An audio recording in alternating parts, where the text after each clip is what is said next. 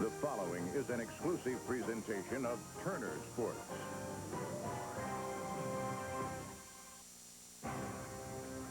Championship teams find different ways to win over a 162-game season. Last night, the Braves bullpen took the starring role, completely shutting down the Astros for 6 2/3 innings.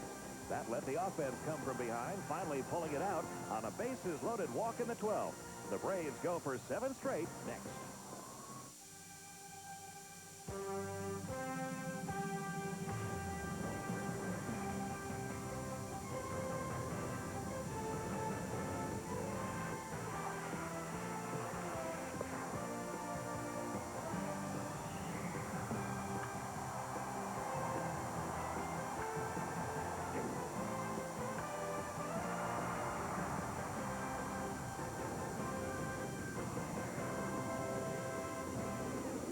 Turner Field has turned out to be a user-friendly place for the Atlanta Braves, and tonight they go for their 2nd straight series sweep in the finale of a 3-game set against the Houston Astros.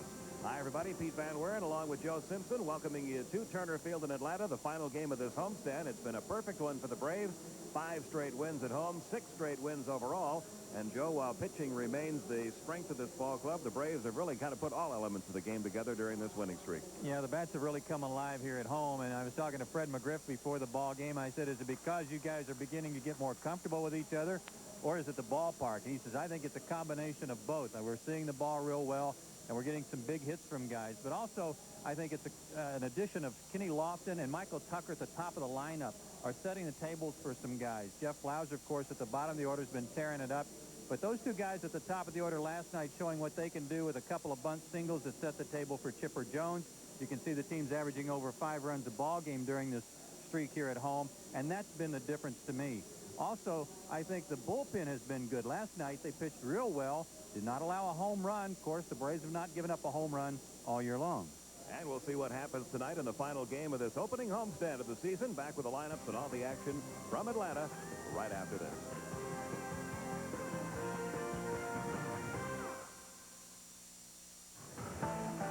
It's been a gorgeous day here in Atlanta today. Not as breezy as the last few days of this homestand.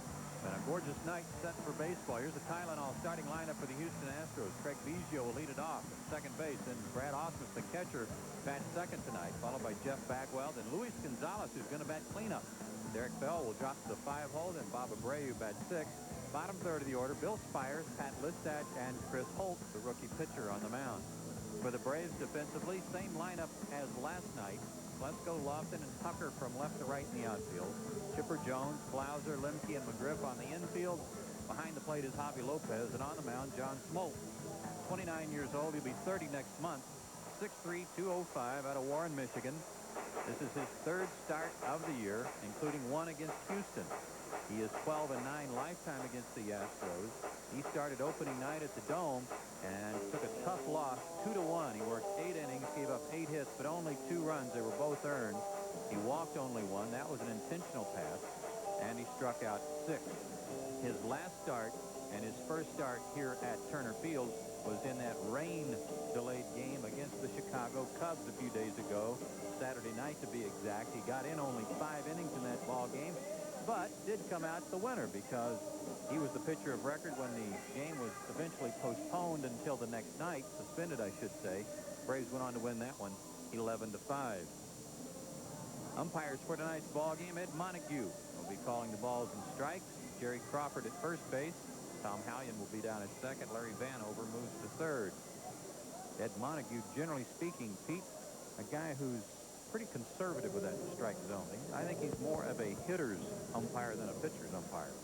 Well, we'll see how it goes for John Smoltz if that's the case tonight. He's got Craig Biggio, Brad Ausmus, and Jeff Bagwell due up here in the top half of the 1st inning. Biggio off to a good start, 364, just 1 for 8 in this series.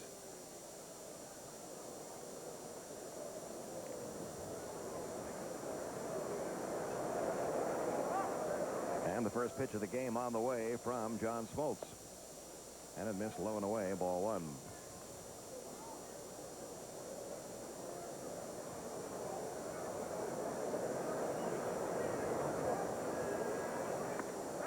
There's a strike, 1 ball, 1 strike. Almost every game the Astros have played this year been the same type of game, low scoring and close. They've already played 6 one-run games in their first 8. They really have not gotten their bats going yet. They've only scored 25 runs in their first 8 games. This one back out of play. The count 1-2. I was looking at Craig Biggio's career numbers, and is there anybody in the major leagues this consistent? He has a career batting average of .285. His career batting average at home, .285. His career batting average on the road, .285. Day games, .292. Night games, .283. Against right-hand pitching, .286. Against left-hand pitching, .284. That's about as consistent as you can get. Lemke making the call in shallow right field, and Biggio retired one down. And 3 straight Gold Gloves at second base, too. Consistent defensively, too. That'll bring up Brad Ausmus, moved up to the number 2 spot in the order tonight. He's hitting .313 for the year. No homers or RBIs, 0 for 3 in the series.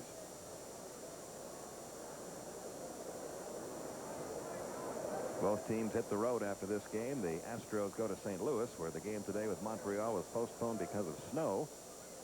And the Braves head for Chicago. So I understand we may be in for a little of the same thing. Yeah, that's what I was talking about why I was bringing up the weather. It's very pleasant tonight. It's going to get down into the low 50s, but that'll be a heat wave compared to where we're going. I understand they have snow in the forecast tonight now for Chicago. 0-2, the count on Ausmus.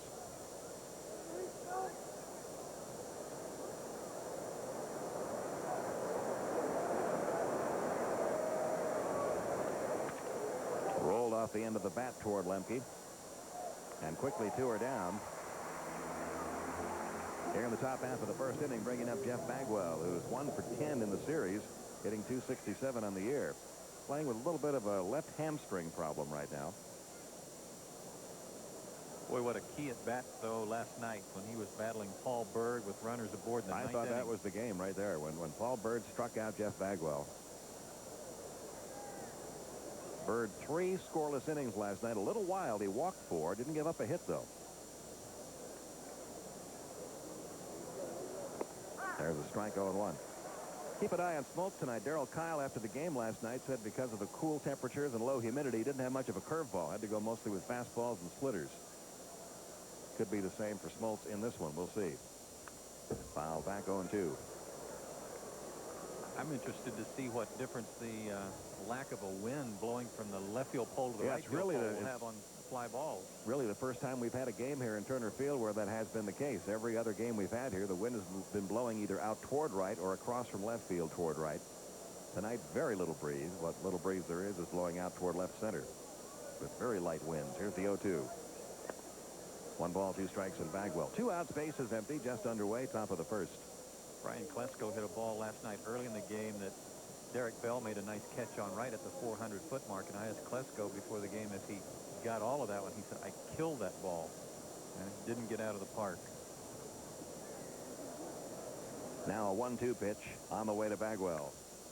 Out of play, still 1-2. The Marlins won their game today. A 1-hitter for Alex Fernandez. In fact, he didn't give up a hit till 1 out in the 9th inning. Dave Hansen got the only hit of the game. So they are now 7-1. The Braves 1 game back in the East at 6-2. The Cubs still winless. 0-8 now in the year. Somebody told me that only hit was a comebacker that Fernandez didn't field. Hit off his hip. Pretty sharply hit, but a play you will sometimes see a pitcher make. But he was very, very close to the no-no. And that was the first complete game, only the second complete game in the National League so far. John Smoltz has the other one. The 1-2 again to Bagwell, hit down the right field line, slicing foul up into the crowd.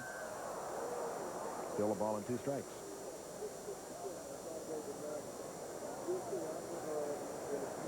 Another pretty good crowd on hand here tonight, as the first homestand of the 1997 season and the first homestand in Turner Field history concludes.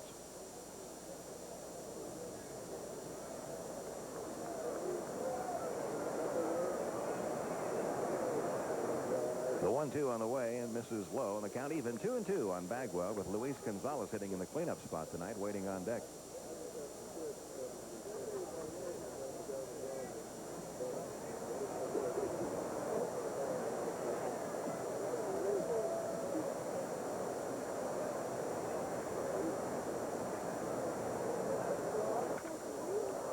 Again, late on the fastball, and again almost in the same spot down that right field line. Count remains 2-2 on Bagwell. Another postponement today. Cincinnati at Colorado. I understand it's only about 20 degrees in Denver today. So they called that one off. I think they had snow there also. Baltimore, Kansas City. Snow in Kansas City. Postponed that game. And it's all moving east. All moving toward Chicago, isn't it? Here's the 2-2 on the way. Bouncing ball foul the other way. Still 2-2.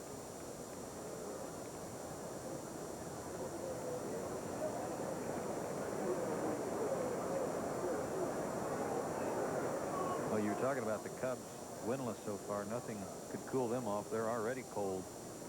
Not hitting a lick. Nobody in their starting lineup hitting higher than 182 at the moment. Ground ball, foul again down the left side. Pretty good battle here between Smoltz and Jeff Bagwell. Still 2 balls, 2 strikes. Kept the ball away from him while all the fly ball fouls down the right field line. Decided to come in, and Bagwell shows you why he's such a tough out. Quick hands, turn on the ball even when you're working him away constantly. Another one out of play. Give John credit on that, though, Pete. You're right, he is late on the ball, and that pitch had a lot of the plate, and Bagwell was late on it. This will be the 11th pitch thrown to Jeff Bagwell in this at bat. 2 balls, 2 strikes to count.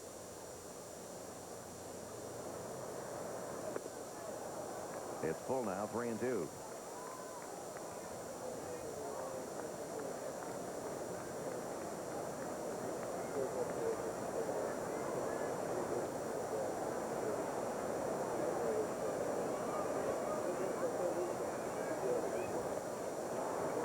And a 2-out walk as Bagwell wins this battle. Down to first he goes, bringing up Luis Gonzalez. That was interesting. I mean, he pumped him with nothing but fastballs that he kept fouling off and waited until he got the count full to throw him a slider and didn't throw it for a strike. Here's Gonzalez, who's had a pretty good start. 296, no homers yet. He's driven in 3 runs. 3 out of 8 in this series. Moved him up to the cleanup spot tonight. Dropped Derek Bell to the number 5 spot as Larry Dierker tries to get his offense going.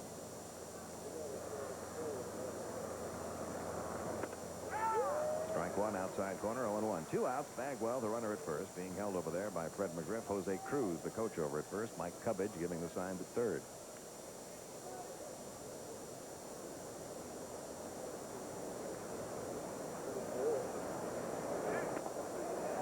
Check swing, they appeal. No swing, says Larry Vanover. 1 ball, 1 strike. Jose Cruz Jr., a top prospect in the Mariners organization out of Rice University, and a lot of people thought he was going to be their starting left fielder this year, but Jose Jr. was sent down right before the beginning of the season. I'm sure he'll be back up soon.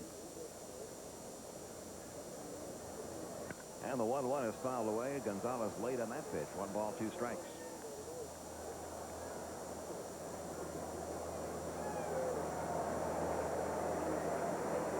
Well, the Mariners have done pretty good with 1 junior. Why not try another, huh? I was just going to say, he may make that ball club, but they can't call him junior. No, they can't. It's already taken.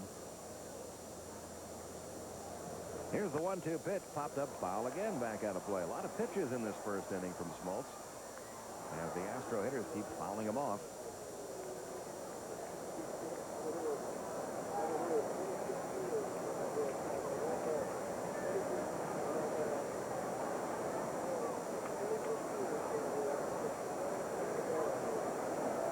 Again, the 1-2. Fouled away again.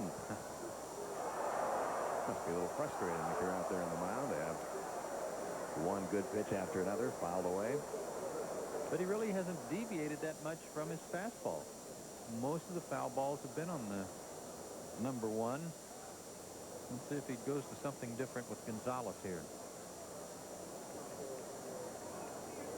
Bagwell gets a running start. They've got him picked off with a good throw. Smoltz gets him. Blauser applies the tag. And what an odd way for an inning like this to end. Larry Dierker can't figure it out either. We go to the bottom of the first, no score.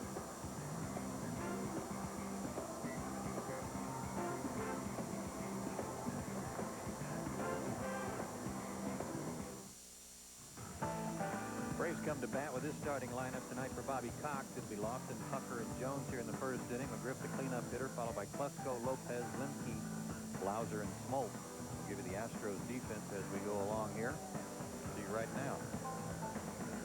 Chris Holt on the mound. His second big league start. And a bunt dropped by Kenny Lofton to lead off the bottom half of the first inning, and it starts with speed for Atlanta in the bottom of the first. Lofton a bunt single on the first pitch from Chris Holt. He's aboard, nobody out for Michael Tucker. Well, we talked about this at the top of our program tonight about how these guys are setting the table for the big boppers in the middle of the lineup. And Bill Spires made every effort to try to hurry in. He was playing in close, but couldn't come up with the ball cleanly. Now Michael Tucker batting .269 on the year with a homer and a couple of RBIs. Chris Holt, 6'4", 205 from Dallas, Texas. Last year at Tucson, 9-6, a 3.62 ERA. He beat out Donnie Wall for the final spot in the rotation for the Astros. Wall sent back to AAA. And Tucker fouls away the first pitch, 0-1. He's out of an outstanding junior college in Texas that produces a lot of good baseball. Navarro Junior College. Third-round pick of the Astros in '92. Outstanding control at Tucson last year in 186 innings. He only walked 38 men, struck out 137. So that's one of his strengths, his control. 1 ball, 1 strike, and a good debut against the Cardinals to start off the 1997 season. 6 1/3, just 2 runs allowed. Walked a couple, struck out 4, allowed 6 hits. Kenny Lofton 1 for 3 in stolen bases. He's been caught twice by Ausmus. Here's the 1-1. And it misses high ball 2. 2-1 the count on Michael Tucker. Chipper Jones on deck.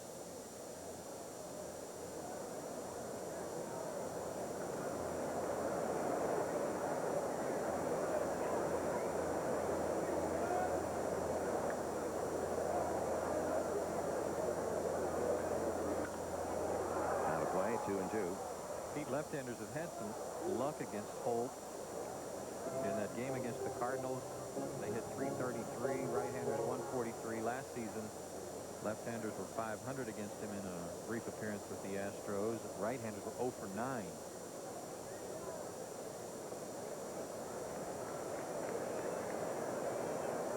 Lofton going on the 2-2. It's outside. Ausmus going to try to get him a third straight time, and does. Brad Ausmus has gunned down Kenny Lofton 3 times in 3 tries this year. And he's now thrown out 4 out of 6 attempted base stealers on the year. A perfect strike to Listash. Huge lead. Good crossover, but a perfect pitch to throw on. Just like a pitch out. Fastball away, right on target. 3-2 on the way to Tucker. Ground ball to second. Right at Biggio bobbles it, picks it up on the first. Got him. And 2 gone now in the bottom half of the first inning for Chipper Jones. Kenny Lofton thrown out the conventional way in the bottom of the first. Jeff Bagwell got a little bit of an early start on his break to second in the top of the Just a tad early. So early that Smoltz was able to turn around and throw him out. Chipper 333, 3 out of 7 in the series. Has a couple of home runs this year, 8 RBIs. Takes a strike outside corner, 0-1.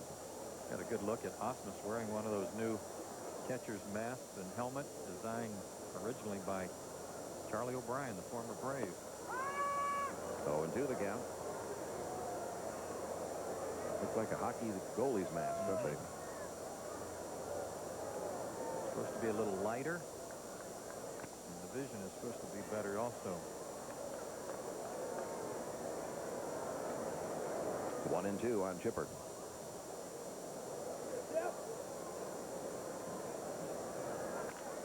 Another chopper to the right side. Biggio to first, and that's it for Atlanta in the bottom half of the first inning. The bunt single is all they get. We've played 1 with no score.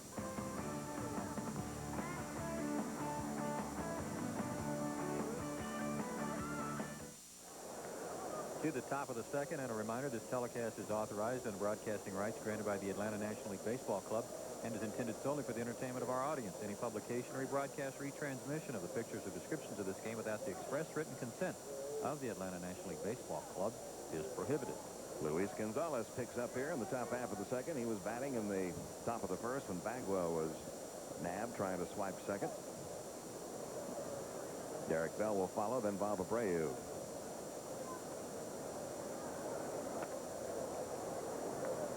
Now, Bagwell was tagged out, but I think Blauser came up on the short end of that whole deal. Pretty good collision down there as the tag was made.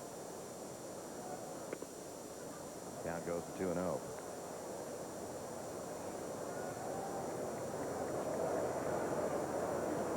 We talked about Jeff the last couple of years when he's been struggling about how many times he goes out there not 100%.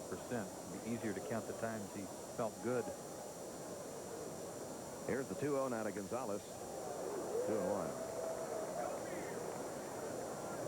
Here was that play. Watch John aim his throw. That was a tough throw to him to make to the shortstop coming into cover. And then it's like the knee of Bagwell really knifed in there on the shin of Blauser. Another souvenir as the count goes to 2-2 on Gonzalez.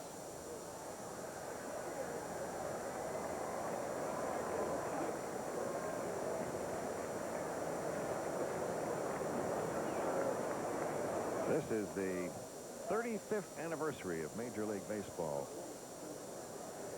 coming to Houston. The old Colt 45s played their very first game on this day back in 1962. The 2-2 pitch.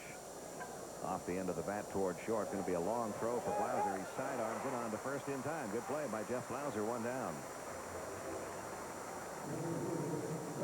I think Chipper had thoughts about going after this ball and then decided against it. Probably just as well. Blauser was in a good position. Probably would have gotten more on his throw than Chipper could have.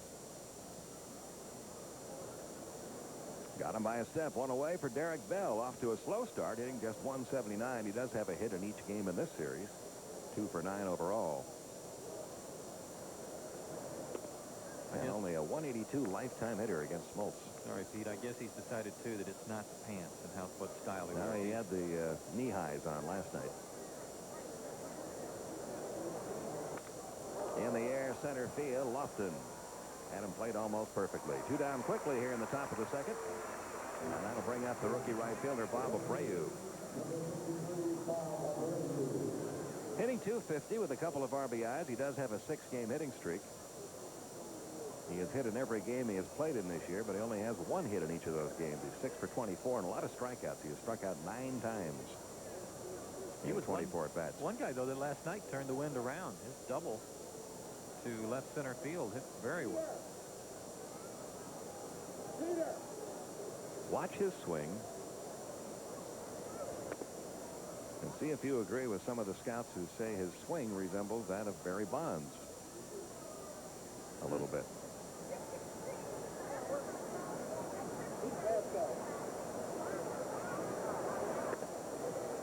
Count goes to 2-0.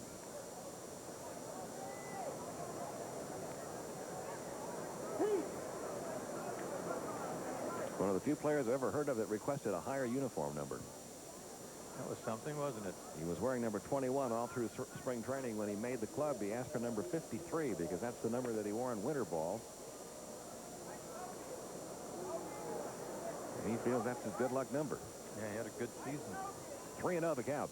2 outs, bases empty, no score here in the top of the second. There's a strike, 3-1. He went 1 for 3 against Smoltz in that opening game back in Houston.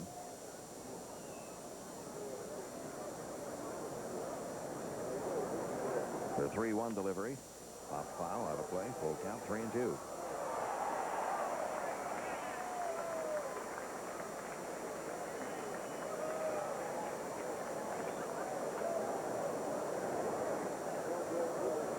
Abreu, a native of Venezuela.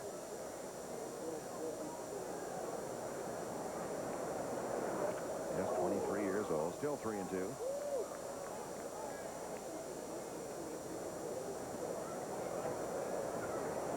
This will wake up Ed Montague.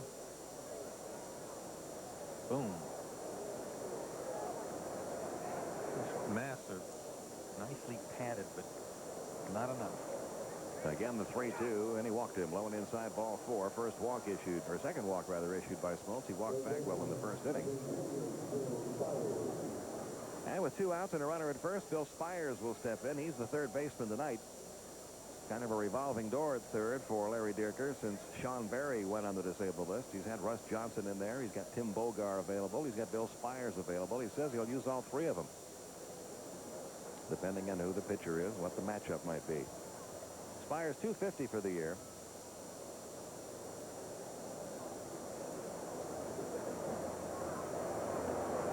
I'm talking about Ausmus's mask, that different style.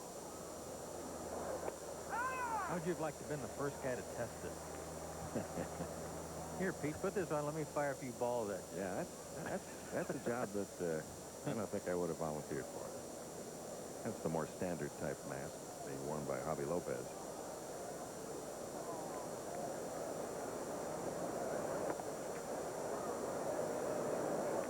Be like being the guy to say, let's see if these bulletproof vests really work. Yeah. 1 ball, 1 strike.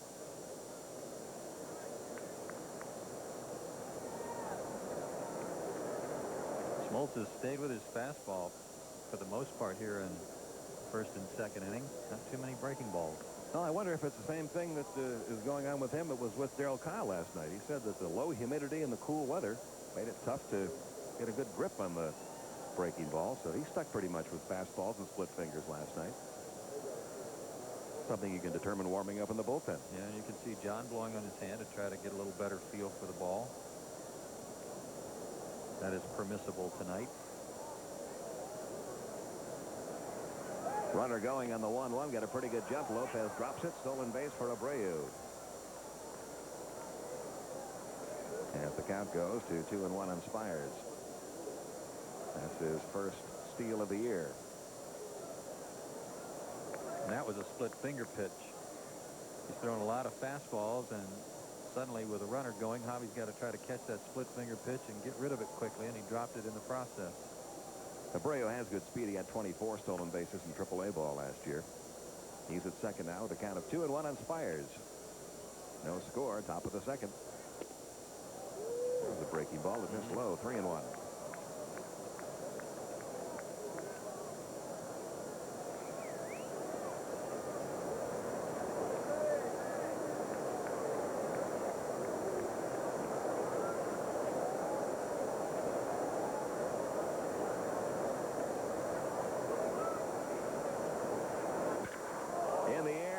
To right center field. Tucker going back, so is Lofton. This ball is gone. 2-run homer for Bill Spires. And the Astros jump on top 2-0. The first home run allowed by a Braves pitcher this year in the 9th game of the season. You knew this ball had a chance when you saw Michael Tucker look over at Kenny Lofton, wondering if he had a chance at it. And it was juiced. Good swing by Spires on a high fastball. Now Pat Listash dropping a bunt. Smoltz barehanded pickup, turns. The throw to first is past McGriff, backed up by Lemke. That'll be a base hit for Listash, who came in at 240. And it's hit number 2 off Smoltz. And if nothing else, that'll get the pitcher up. Spires began to hit with a little more power last year. Never hit many home runs. He had 8 one year at Milwaukee in '91, but most years 2, none in 1994, none in 1995, and last year all of a sudden bounced back at 6. He's a solid player, and I think a good pickup for the Astros because he can play different infield positions. Not only is that the first home run allowed by the Braves this year, it's only the second home run hit by the Houston Astros. James Mouton had the only other homer before that one. Well, here's Chris Holt, 0 for 2 as a hitter. And in the hole, 0-1. All this starting with a 2-out walk.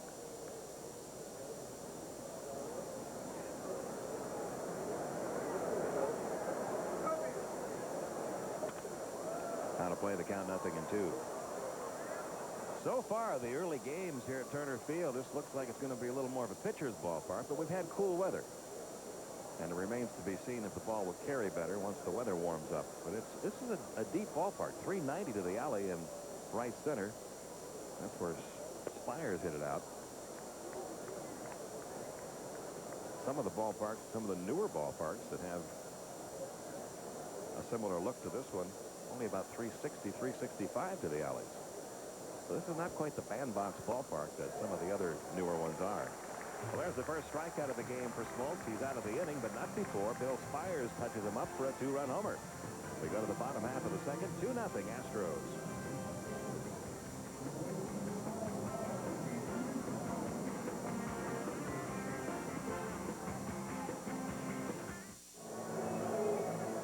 Houston. We go to the bottom of the second. Here's our Olympic State on-deck look ahead, and we go to the frozen tundra of Chicago. 3 straight games over the weekend against the Cubs. All-day games, as you can see, right here on TBS. Pitching matchups in those 3 contests. We've got those for you. Maddox and Kevin Foster Friday. Terrell Wade gets his first start of the season on Saturday. Then Tom Glavine and Steve Traxel in the finale. Here's Fred McGriff to lead off the second. He takes a strike. McGriff 1 for 8 in the series. Now at 303 for the year. Has 1 homer. Braves down 2-0. It was Fred McGriff that received the bases loaded walk in the bottom half of the 12th inning last night that drove in the winning run for Atlanta. Never saw a strike. 4 straight pitches. He was really funny talking about that at bat tonight before the game too. I said, now they bring in a left-hander to pitch to you. The guy's got to throw some strikes. Do you consciously shrink your strike zone? He said, well, no, I'm trying to be aggressive all the time, but when the count got to 2-0, he said, one part of me said, Fred, stay aggressive. The other part of me said, Fred, maybe you ought to take one. I don't really understand as many teams as we see do this that bring in left-handers to face him in clutch situations. He hit lefties about 40 points better than he hit right-handers last year. 325 against left-hand pitching, 281 against right-hand pitching a year ago. He has no problem with left-handed pitching. But the book says that. He said they'd been throwing me first pitch curveballs a lot. He said, so I was pretty much going up there looking for that. And when he didn't get the first curveball over, I felt like I was in pretty good shape. 2-2. The count of McGriff will be followed by Ryan Klesko, then Javi Lopez. Deep to right field. He's got his second home run of the year. No question about that one. Deep into the right field seat. It's 2-1.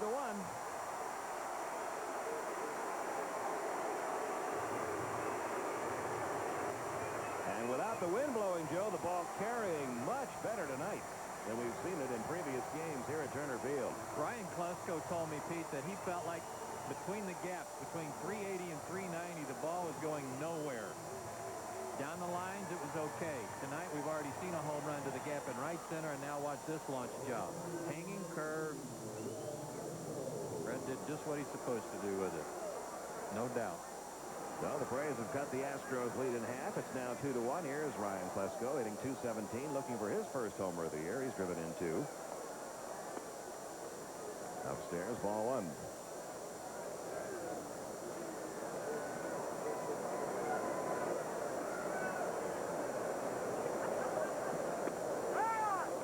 Caught the corner, 1 ball, 1 strike.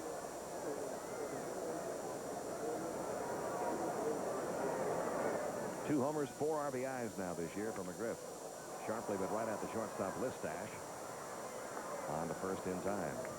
Had a good scouting report on Ryan for that. He was in a perfect spot.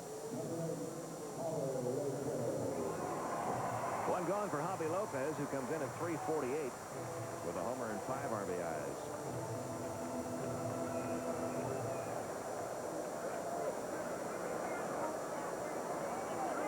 Tail of the tape on that home run, 413 feet for Fred. Even though it was to straightaway right field, it's at a point where it really drops back quickly from that 330 mark down the line. High and tight, 1 ball, 1 strike on Lopez.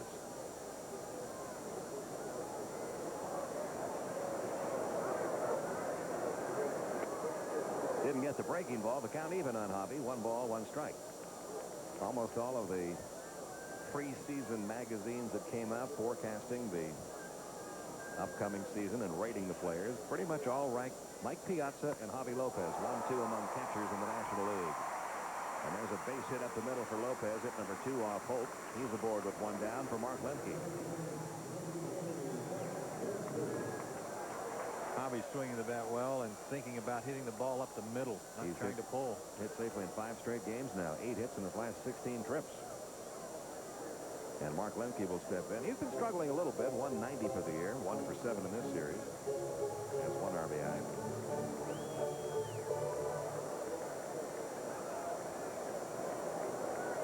Now see, we get up to Chicago. The cold weather's not going to bother Mark Lemke. He's from Utica, New York, upstate New York. They know all about playing baseball in cold weather up there.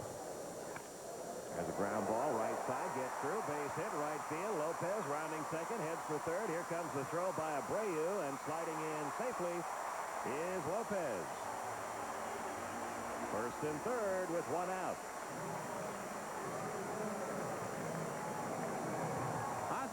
Javi doesn't go first to third on many base hits, but this was a high chopper. Lemke did a great job of hitting by just pulling the ball in the hole, and by the time Abreu got to it, Javi was well on his way to third base and just made it in there. Good job base running there on the fire to Lopez. Potential tying run at third, potential go-ahead run at first for the hottest of the Braves hitters, Jeff Blauser. Had his 8th consecutive hit string snapped in last night's game, but then got the hit to lead off the bottom of the 12th and came around to score the winning run, hitting .483. That leads the National League.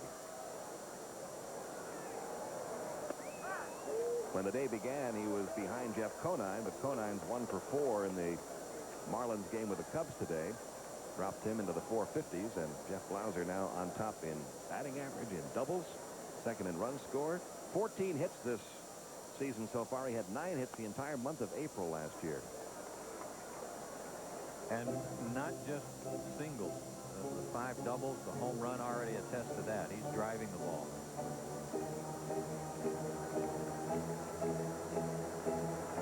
Lopez, the runner at third. Lemke over at first. 1 out. Braves down by a run in the bottom of the second. And the 1-1 to Blauser is hit foul, back out of play. A ball and 2 strikes.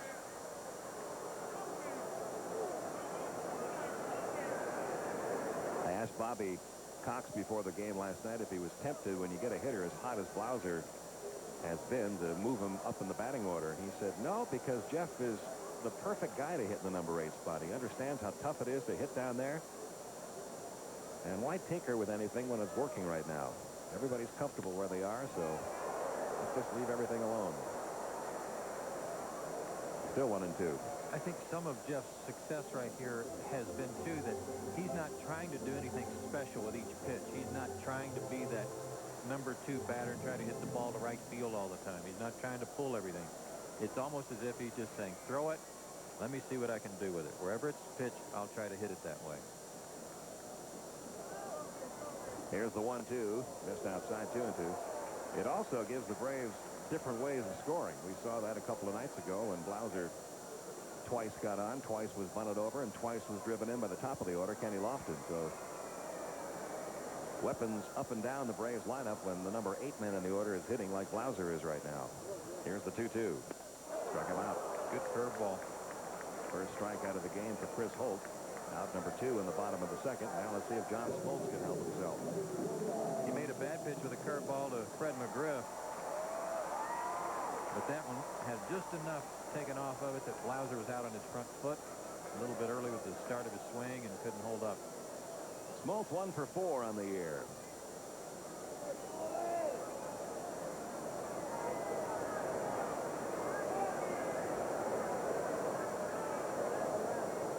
First and third situation, and Brad Ausmus letting his infielders know what to do, what he's going to do with the baseball if Lemke's running. Ground ball, left side, going to be a long throw for Listach, and he goes the short route just in time to get Lemke. I didn't think he had a play at second base, but he was able to get it there just ahead of a sliding Mark Lemke for out number 3, and Holt is out of the inning. The only damage done on that swing. We go to the third. Houston 2, Atlanta 1.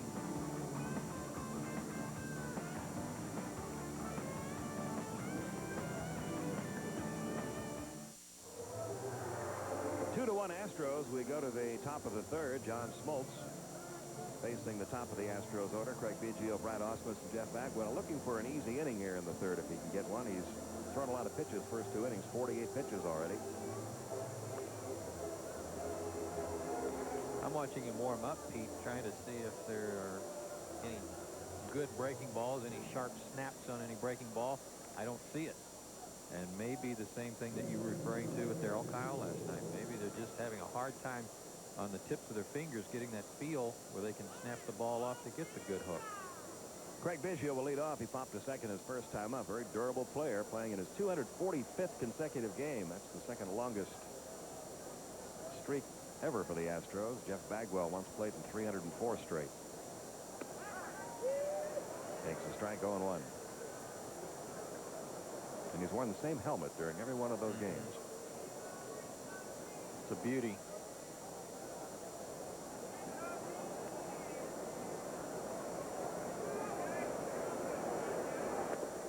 Nothing in 2, the count on Biggio. Best breaking ball he's thrown right there. That was a good one.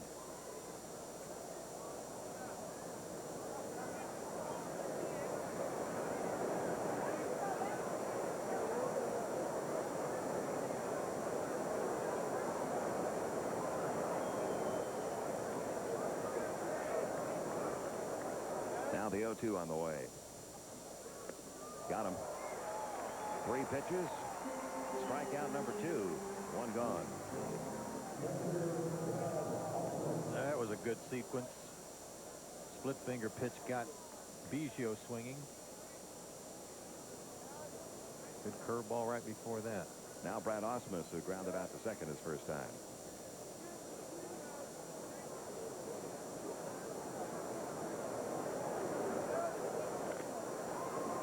Nothing in 1. Ausmus started with the, or was in the big leagues with the Rockies. Got traded to the Padres in a deal for one of those deals trying to help the Rockies. They acquired a left-handed Bruce Hurst. Bruce Hurst, thank you. Left-handed veteran, try to help their rotation. Rockies now have Kirk Manwaring doing the catching. This guy went to Detroit then from the Padres, and he may have found a home here in Houston. 2-1 the count now on Brad Ausmus. Speaking of the Colorado Rockies, they heard today that the guy that the Braves lost in the very first pick ever by the Colorado Rockies, pitcher David Need, developed arm trouble after he got over there. He's with the Cincinnati Reds this spring. They were going to send him out to the minor leagues. He elected to retire. So that promising career of that young pitcher is over. Yeah, it's a shame. Very premature, and whatever line of work David Need chooses, I'm sure he'll do quite well. He's a good guy. 2 balls, 2 strikes on Ausmus.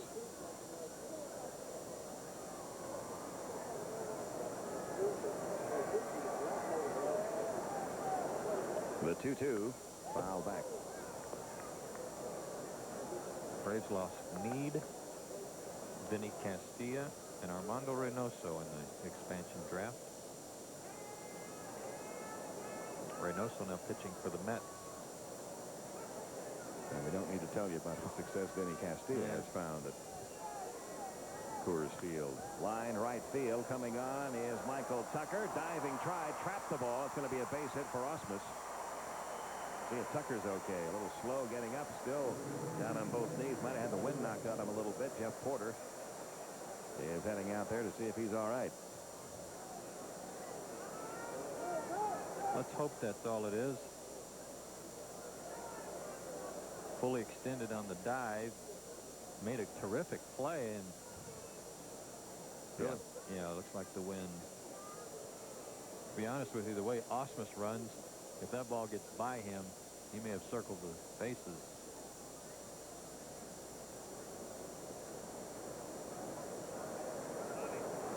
Excellent effort. Boy, he hit hard.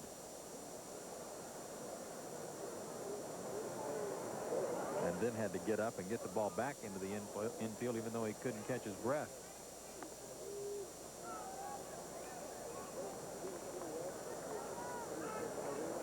He'll be all right. He's starting to smile now, so it's going to be okay for Michael Tucker. He's back to his feet. Bobby Cox also out there to make sure he's okay. And he'll stay in the game after getting the wind knocked out of him on that diving try. What turned out to be a base hit for Ausmus, the 3rd hit allowed by Smoltz, bringing up Jeff Bagwell. Be careful of Ausmus. Ausmus stole 16 bases for San Diego back in '95. Not your typical catcher on the base paths. He's beginning to sound more and more like Craig Biggio. Yeah, that was what Biggio's strength was when he was catching. So much so that they decided to make an infielder out of him to preserve those legs.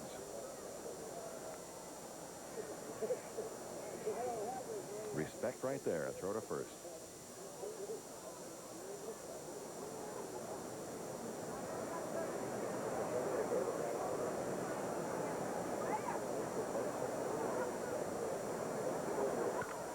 Deep to left field. Plesko goes back, looks up. This one is off the wall. Ausmus heads for third. He'll be held up there as Plesko played the carom nicely. It's a double for Jeff Bagwell, kind of tiptoeing into second base. An hamstring may be bothering him just a little bit. Well, that was a perfect case of what happens to you if you don't put the ball where you want it. You saw Lopez give John Smoltz a sign for fastball away. Instead, the fastball was inside, and Bagwell turned on it and almost hit it out of the park. So they're at second and third now. The second double of the year for Jeff Bagwell. The batter will be Luis Gonzalez, hit number 4 for the Astros. Gonzalez grounded out to short his first time up. Infield's going to play in at first and third.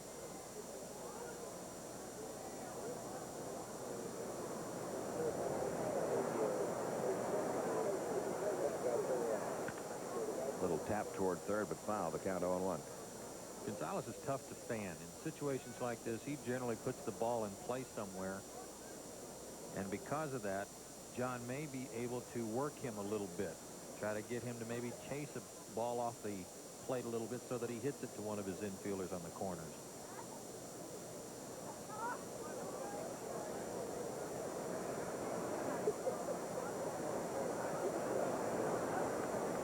The 0-1 on the way. Down low, 1 ball, 1 strike. On that last play, that double by Bagwell off the wall, you saw Klesko quickly get it to the shortstop, and then Blauser get it back to the infield. Talking with Boyd Odom, a scout for the Pittsburgh Pirates before the game tonight, told me something very interesting about middle infielders. Used to be the very first thing you look for from a middle infielder was his range, how he handled a double play around second base. There's a little tap toward third, just what the doctor ordered. Runner back to third, chipper over to first in time. And the runners remain at second and third with 2 outs for Derek Bell. We're talking about middle infielders, Joe. It used to be that when you went out and scouted them, you looked at their range and how they handle themselves around the bag at second. Of course, how they hit was also a part of it. But now one of the first things you look for in a middle infielder is how strong his arm is, because there are so few outfielders anymore that can gun that ball all the way home. They have to relay the ball to a middle infielder, get him to make the throw to the plate. And one of the first drills they ask the second baseman or shortstop to do when they're looking at players is to go out in the shallow left center or right center field with their back to the plate, take a ball, turn around, and fire home. One of the changes in the game, certainly, with the lack of strong throwing arms in the outfield. It's a reason like that that you're seeing so many more middle infielders come along, built like Tony Graffinino. Big guys, big strong guys with strong throwing arms, instead of that little skinny middle infielder that you used to see 10, 15, 20 years ago. Blauser certainly fits that role. He's got a good throwing arm. 1 ball, no strikes on Derek Bell. Bell fly to center his first time up. 2 outs. Astros leading at 2-1, threatening here in the third with runners second and third. There's a strike in the inside corner. 1 ball, 1 strike.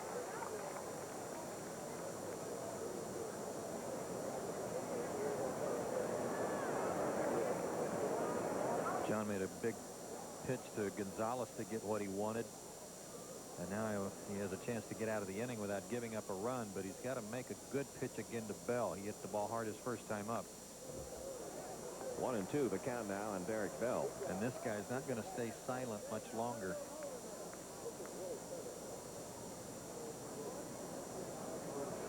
If there's one thing that you can get to work against Derek Bell, it's his aggressiveness.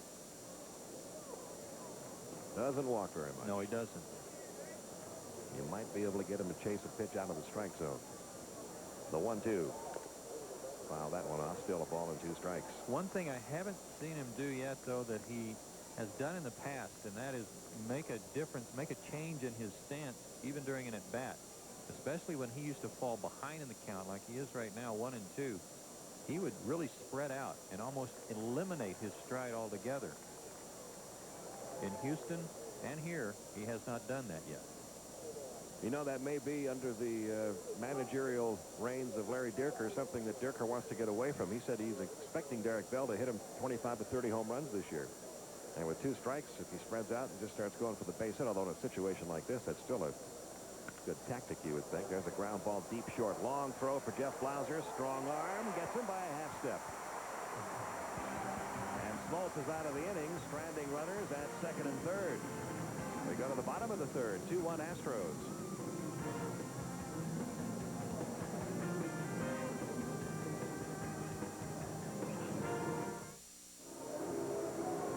Oh, we got a chance to take a look at the Office Depot scoreboard in the National League. Only one game that we were able to get underway today. Postponed at St. Louis for snow, postponed at Colorado for snow. The one final was in cold weather at Chicago, and Florida won that one 1-0. In the American League, Minnesota beat Detroit 7-3. Toronto shut out Chicago again 4-0. 4-hitter for Jose Guzman. Juan Guzman, excuse me. 2-0.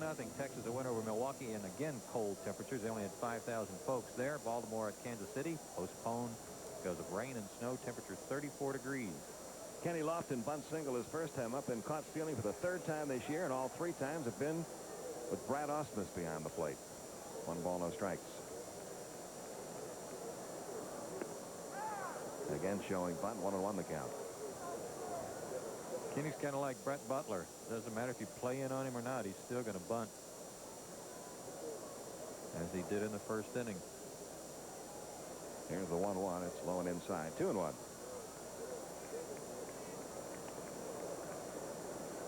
Rookie right-hander Chris Holt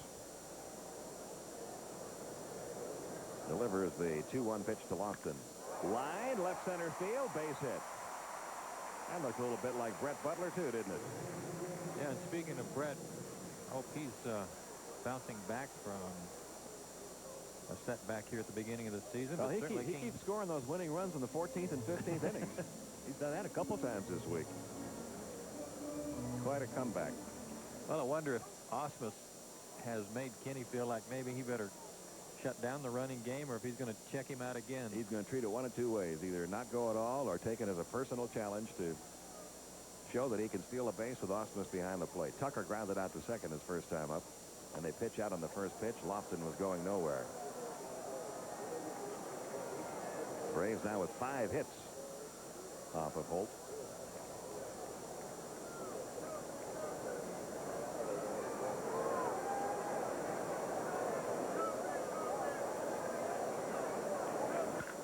Line, right field, base hit for Tucker. Lofton will have to stop at second as Abreu quickly gets it back to the infield. And there's that top of the order again, setting the table. First and second, nobody out for Chipper Jones. Boy, I like his swing. He really gets the head of the bat through the strike zone in a hurry. It's it out front. Some serious top hand coming over the top of this swing, too. We've told you about Tucker before, a member of the '92 U.S. Olympic team out of Longwood College in Virginia. During one game playing in college, hit 2 grand slam home runs in the same game, which was a Division III record that was just recently tied by a player up in New England at Quinnipiac College. Tim Belcher is his name. Here's Chipper Jones, grounded out to second his first time up. First and second, nobody out. 6 hits now for the Braves off Holt, but just the 1 run.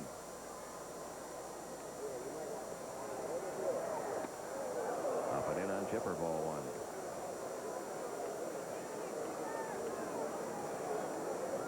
1. To give you an idea how well Ausmus is doing here against Kenny Lofton, last year Lofton was caught stealing 17 times all year. Ausmus has him 3 times in the first week plus a couple of days. High behind the mound. This may not give Listach a chance to throw him out, does it? Bases loaded and an infield chop by Chipper. The old Chipper chopper. Off the plate. Hit it and run. Listach trying to get the ball to come down a little bit quicker for him, but too late on the throw. So now they are loaded with nobody out for Fred McGriff, who hit his 2nd homer of the year to lead off the 2nd inning. Braves now with 7 hits, and they've loaded him up for McGriff.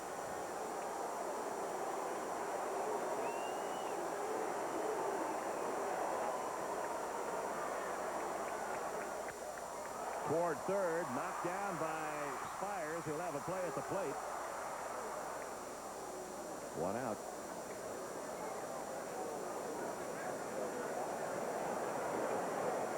Well, it wasn't real pretty, but it got the job done. Spires knocked it down, and Kenny did the right thing because he thought Spires was going to catch the ball in the air. He had to go back to third, and then Spires almost did the Braves a favor by throwing it away. So one man out now. Bases still loaded with McGriff now at first. Chipper Jones at second. Tucker at third for Ryan Klesko. Grounded out to short his first time up.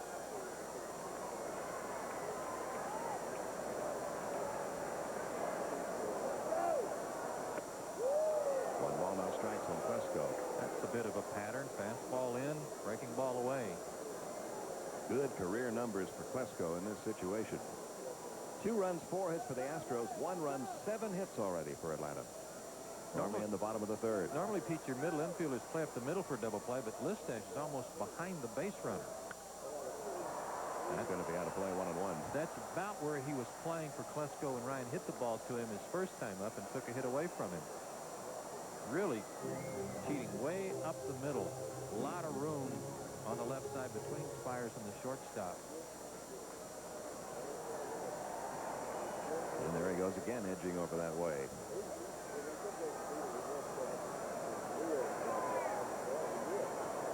Here's the 1-1. Ground ball, base hit right field. That'll score Tucker. Chipper Jones around third, heading home. The throw by Abreu. He is out. Perfect throw by Abreu. Ausmus applies the tag. And Chipper Jones gunned down trying to score. Tucker does score to tie the game, but a great throw by Abreu. Outstanding throw. Second time in 2 games that Chipper's been thrown out at the plate. Once, oddly enough, by the catcher, and now by Abreu. But look where Ausmus is blocking the plate. Looked like there was the edge. The front edge of the plate was open, and I thought Chipper's foot got to the plate before the... See where his knee is? He does not have the plate blocked, and Chipper's foot gets in there before the tag is made. So hold a chance to get out of this with only the 1 run scoring if he can get Javi Lopez. Runners first and second with 2 men out. Lopez had a base hit his first time up. 8 hits now up hold. The RBI by Klesko is 3rd of the year.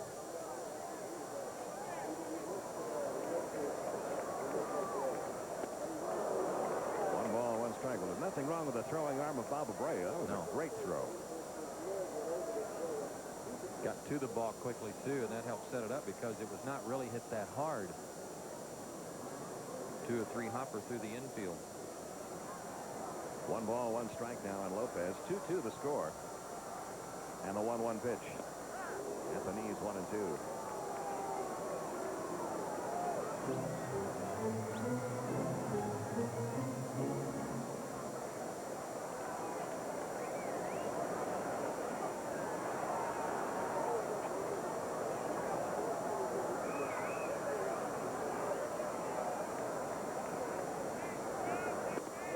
Struck him out. Good pitch, another good breaking ball.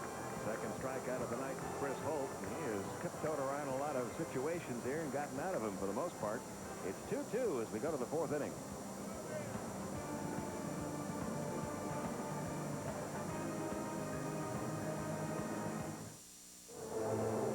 Time for tonight's Aflac trivia question, and I'll bet you most of you folks are going to get this one. What former Astro scored the 1 millionth run in the history of Major League Baseball? We'll give you the answer next half inning.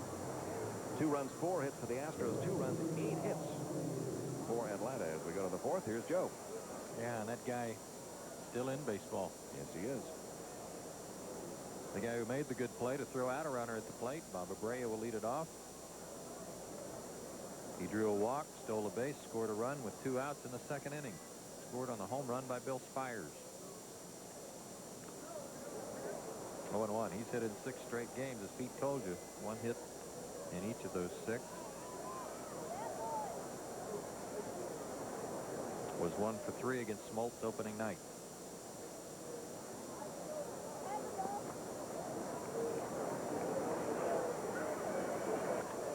Now to play, 0-2. Braves got 1 run on 3 hits in the 2nd inning, 1 run on 4 hits in the 3rd inning.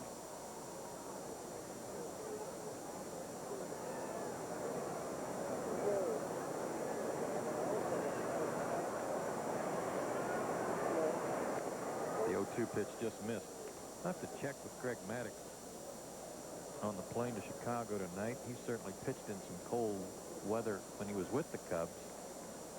And recalling a few cold games in my career, I can tell you that I think the pitchers have a definite advantage. There's a little looper that's going to drop for a hit. Abreu with a big turn, but he'll stop at first. Leadoff man aboard. I'll take it. You just take a look at the scores today up there in the American League, which is usually a very high-scoring league. Had a couple of shutouts, pitched 2-0, 4-0 scores. A 1-0 game at Wrigley Field. Very cold up there. The guy who can stay the warmest is the pitcher because he's working more. Oh, and Bob Gibson was coaching here. He's told us he used to love to pitch in cold weather. Always felt he had the advantage. Of course, he had the advantage regardless of the temperature. Didn't matter of what, games. how hot or cold it was. Bill Spires hit the first home run off a Braves pitcher this year, back in the second inning. 2-run shot out in the right center field gap.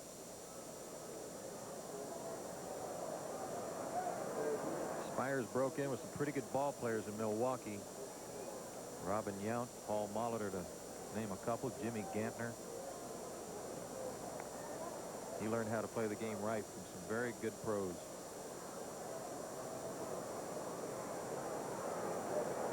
I think Robin Yount's a first ballot Hall of Famer, Pete. I think he could be. 3,000 hits.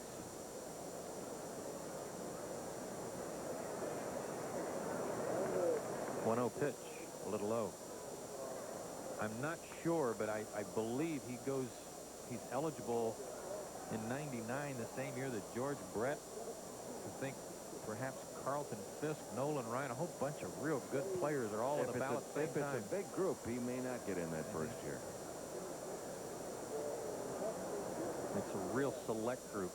If Ryan's in that group, he's a cinch first year, I think. 2-0 pitch. There's a strike.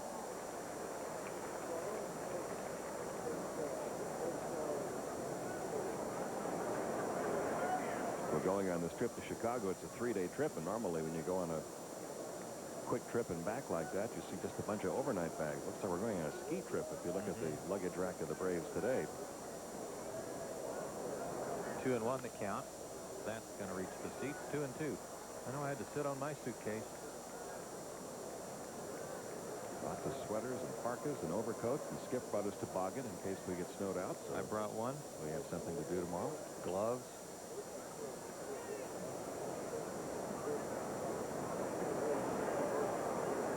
Skip's got the strangest sled, though, I've ever seen. Not long and narrow like most. It's built more like a, well, like a pear.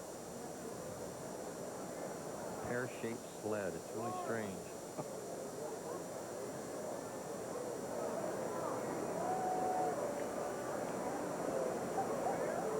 There goes the runner. 2-2 pitch up the middle. Lemke's only play will be to first.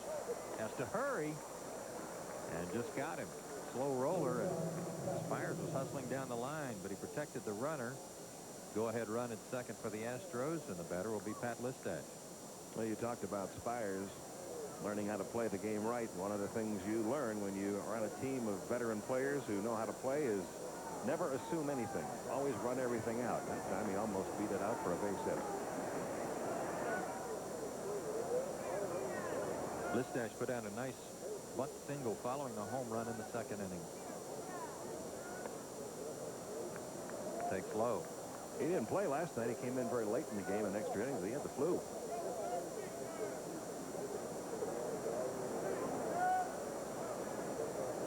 Tim Bogart played shortstop most of the game last night.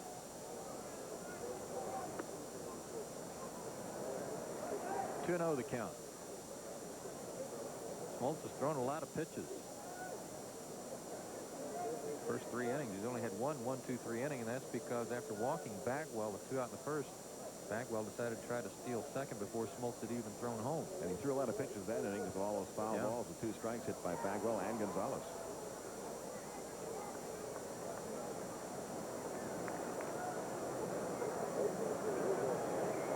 Trying to keep Abreu close out at second base, and that was a good pickoff effort.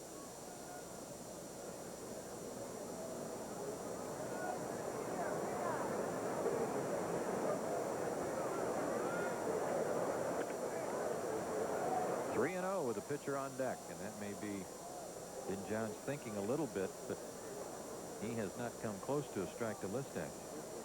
Very high total for this stage of the game, only in the 4th inning with 1 out.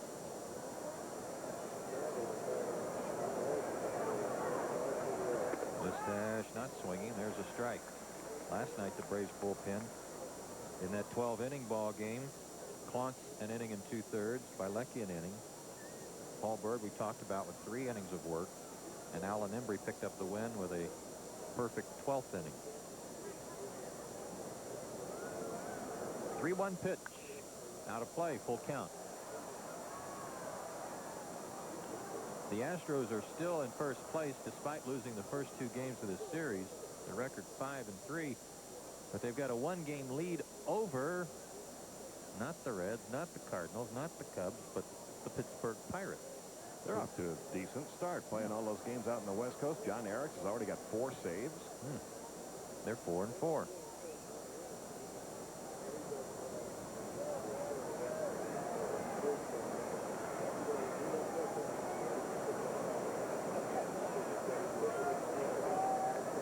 Full count to Listach with Abreu at second. He's running. Pitch is low. Throw down to third. They got him by a mile. Listach draws the walk, but Abreu is out.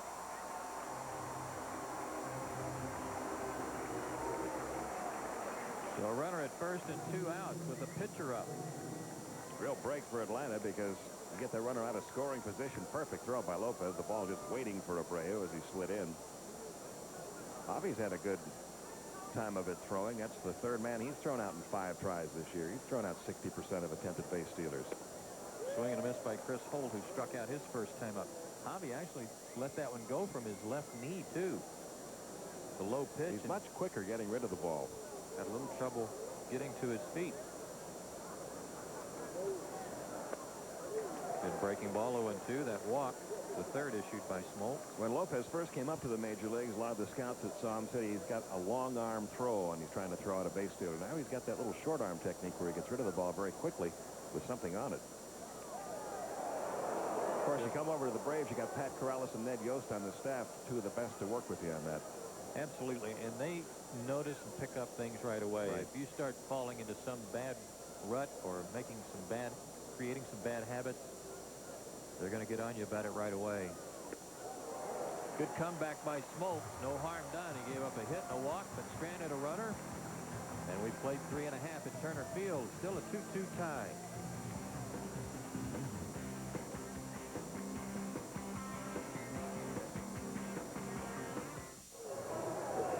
Let's give you the answer to tonight's Aflac Trivia question, which was, what former Houston Astros scored the 1 millionth run in the history of Major League Baseball? And the answer is Bob Watson. Back on May 4th, 1975, he was on base when Milt May hit a home run. He was run number 1 million. Milt May, number 1,000,001. And I guess run number 2 million will come in about another 100 years. Hard to believe it was that long ago. Mark Lemke, Jeff Blauser, John Smoltz for the Braves. Bottom part of the order here in the 4th. Lemke, the base hit his first time up.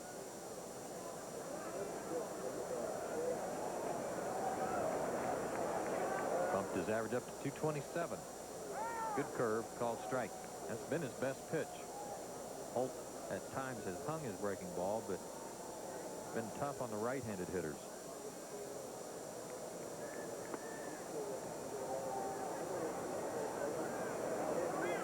Holt would have been a good name if you were on the Houston Colt 45. Talking about this being a historic day in the Houston franchise. I'm told, Pete, did you ever go to the old Houston ballpark? No, I never did. Boy, they tell me that was one hot, mosquito-infested place. Bagwell waits for a tough hop. It comes off the lip of the grass, kind of funny, but he handles it. 1 out.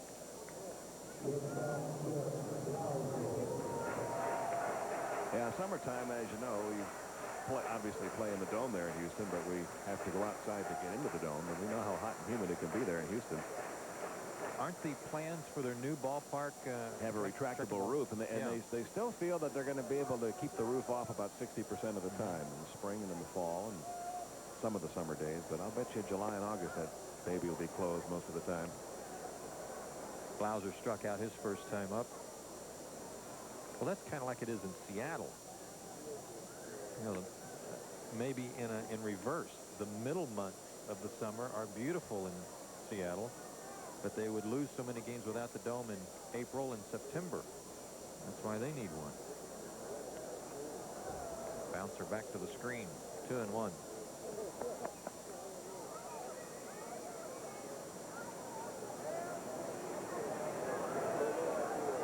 All of the top officials of the Astros were here yesterday to check out this new ballpark. And that's smart. Braves were doing the same thing a few years ago. Up the middle, Biggio had him played perfectly. 2 out. And the pitcher, John Smoltz, will be the batter. He hit into a fielder's choice his first time up.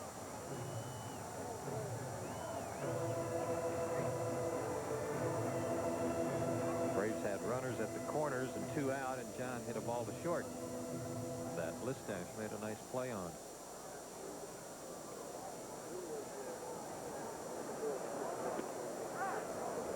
Takes a strike. John was peppering the seats with some fly balls tonight in pitcher's batting practice.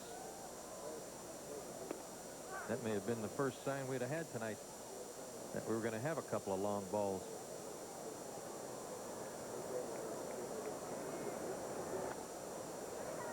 A ball and 2 strikes.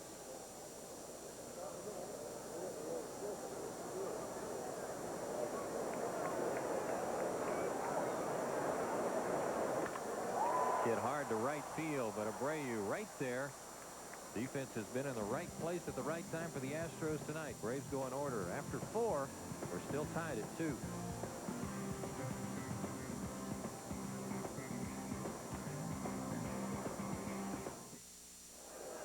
Tied at 2 going to the top half of the 5th. Tomorrow night, doubleheader action on the NBA on TNT. It's Game 1 with the Hornets and Pistons battling for playoff position in the East. Game 2 has the Suns and the Lakers. All the action begins at 8 Eastern time. The NBA on TNT. And the top of the order up for the Astros, Craig Biggio. Sets high for ball 1. He has popped up and struck out.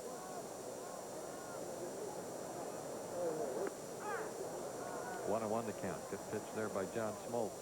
Biggio now 7 for 22 against the Braves here in the early part of the season. Most of that damage was in Houston, however.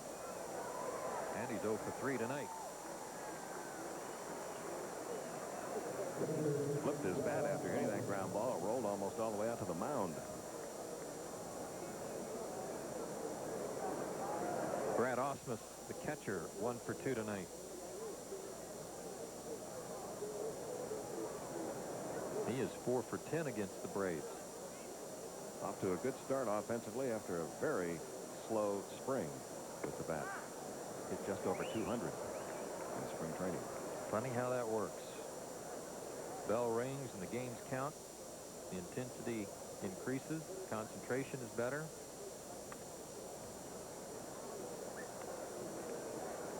One and 1 to count.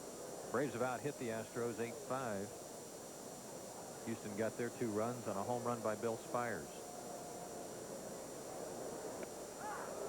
He went around. Pitch was a strike anyway, says Ed Montague. 1 and 2 the count. Braves got a home run from Fred McGriff in the 2nd inning and an RBI hit from Ryan Klesko in the 3rd.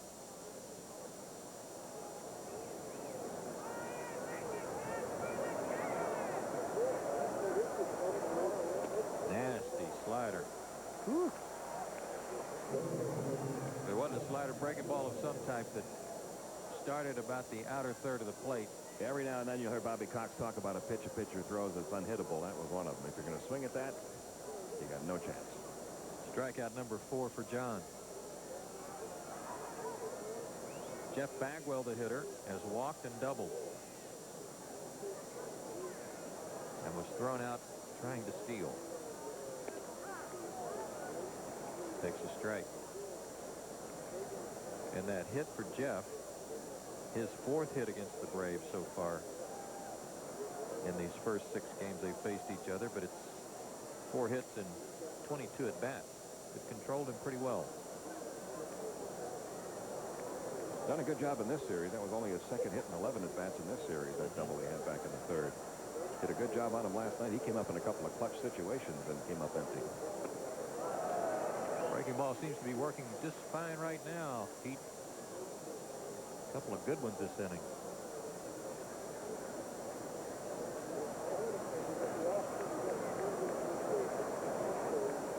One and 2 the count. 2-2.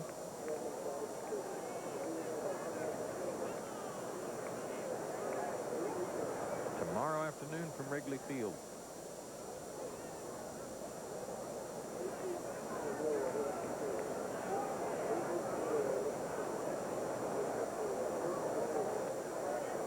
Another good breaking ball, but didn't get the call. It's full, 3-2. The same pitch that Ausmus swung at for strike 3.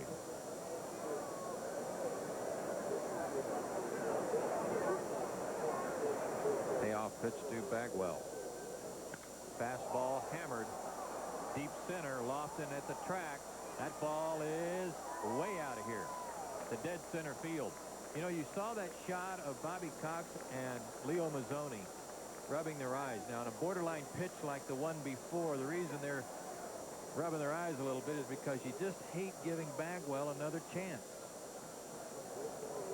And he didn't miss. First home run of the year for him. 3-2 Houston. So after going 8 games without giving up a home run, the Braves have now given up 2. That's the pitch that was the pitch before the home run that was very close to being a strike but didn't get the call. Next pitch, first one we've seen hit to dead center field here at Turner Field. 3-2 Astros. Gonzalez up there takes a strike. And that's his first career home run against John Smoltz in 63 at bats. Remember all those fastballs he fouled off in the first inning? Didn't miss that one, did he?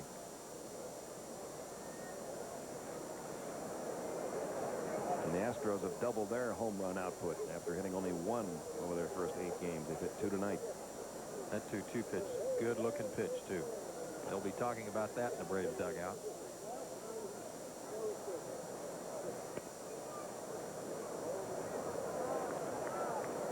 Two and 1 to Gonzalez. Louis tonight has grounded out twice. Once with runners at the corners and 1 out. Did not get the run home.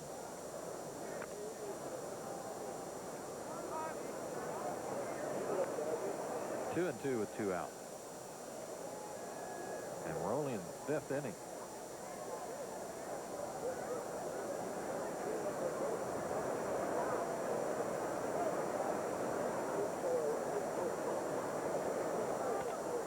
On the ground to McGriff. Fred has a tough hop.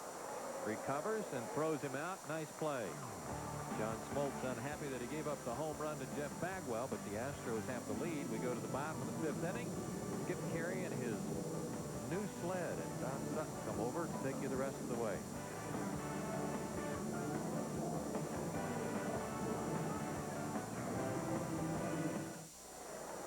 Two primary principles in this ball game. John Smoltz pitching and Bagwell hitting his first home run ever off John, just straightaway center field.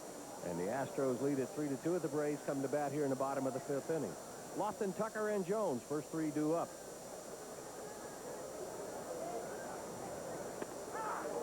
Inside corner, 0-2. I don't know, my scouting report seems to, I recall Montague being more of a hitter's umpire than a pitcher's umpire. To center field, but Bell's got a bead on it. And there is out number 1 in the 5th inning. I'm not so sure. I saw John Smoltz very upset, Skip, but I'm not so sure that 2-2 pitch he didn't get called might not have set up the pitch that Bagwell hit. Well, he hit the daylights out of it. You got to give him credit for that. Went down and got one about knee high, and if you could see the look on John Smoltz's face right after the swing, I think he couldn't believe it traveled that far. Here's Tucker.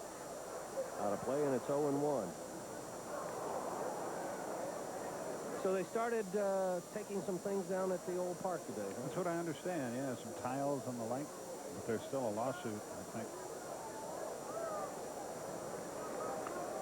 1-1 to count. before they can get into the major demolition. You know what a lot of people I bet don't realize, and I have to list myself amongst them, is that there was minor league baseball played in that park in '65, right? Yeah, I was fortunate enough to do the game.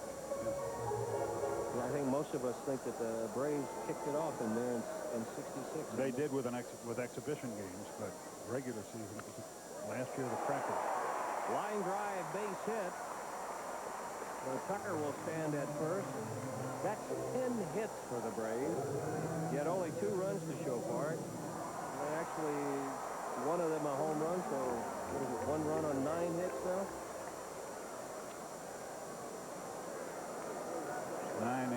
Nine hits, one of them a homer, so 1 run on 8 hits. Good size lead by Tucker. This pitch swing is Chipper Jones. They're looking for 2. Biggio to Listach to first. Double play, 4-6-3. And that's kind of the way it's gone for the Braves tonight. Some more good defensive play for the Astros. And the Braves will come away empty despite the base hit by Tucker. 5 full, 3-2 Astros.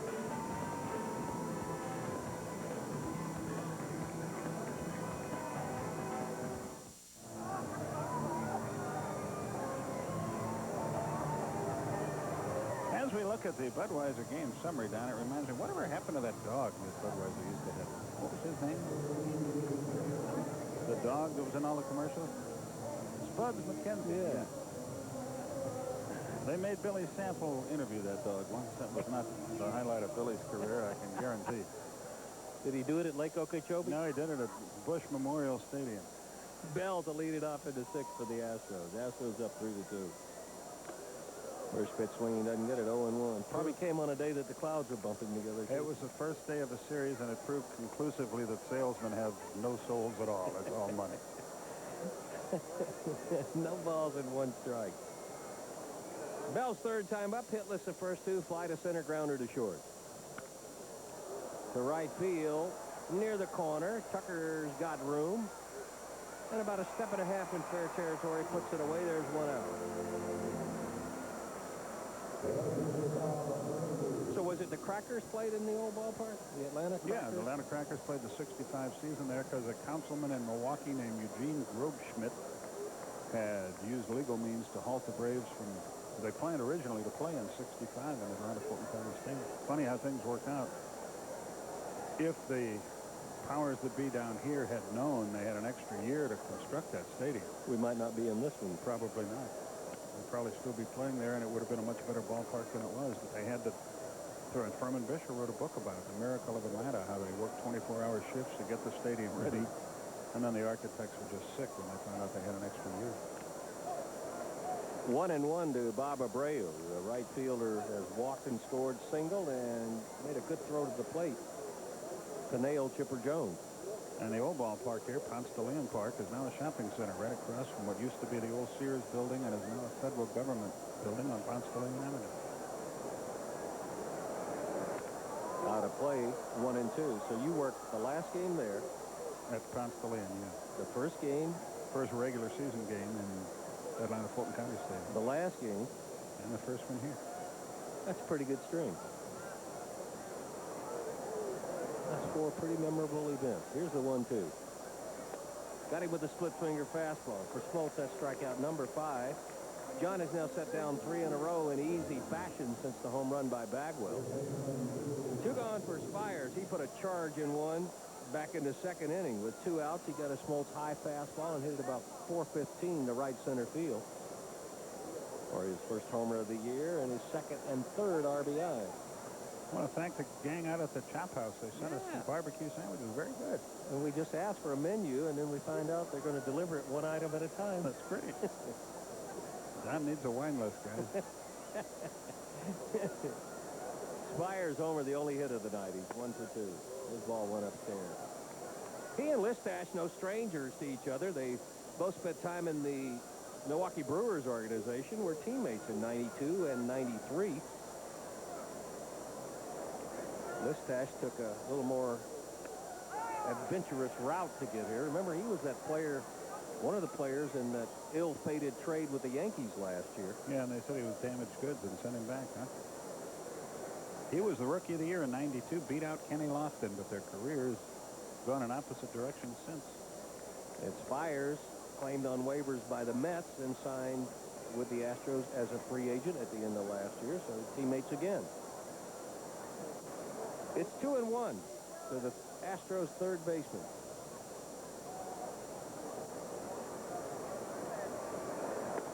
Good pitch, 2-2.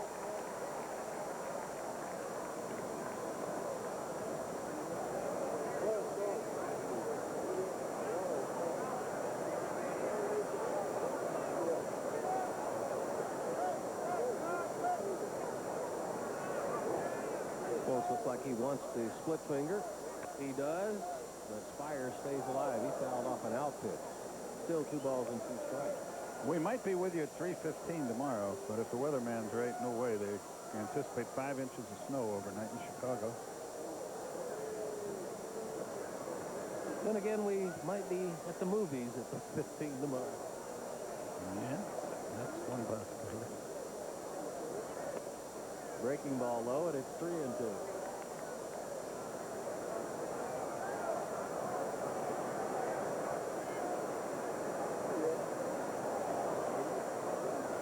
For Smoltz, almost a 2-to-1 strikes to ball ratio. That is always a good one, but that pitch count starting to add up. John is strong and can do that, but you can bet they'll be keeping an eye on it from here on in. There's ball 4.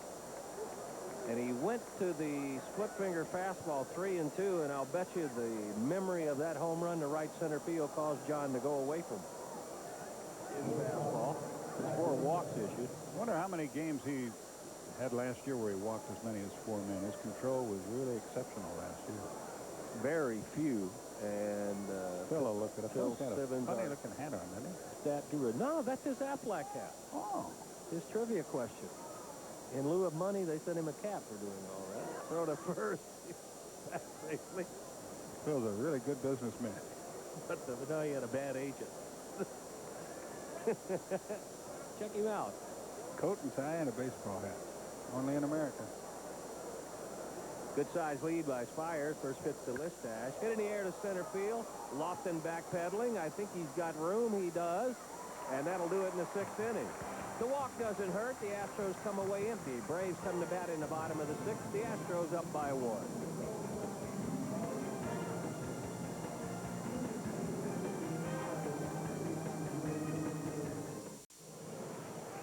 Are you going on the charter, Don, after the game? Yeah. God, what a bad break for you. I could see a movie. Yeah, if you'd stayed with TBS after the game, the TBS premiere of Robin Hood Men in Tights.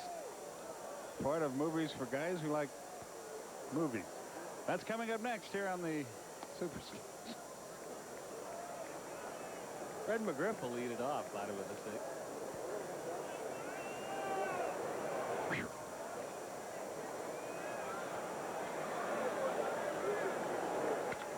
That's out of play, and it's 1-1. So many lines, so little time. McGriff has homered and grounded into a fielder's choice. So that's Little John, Friar Tuck, and all it.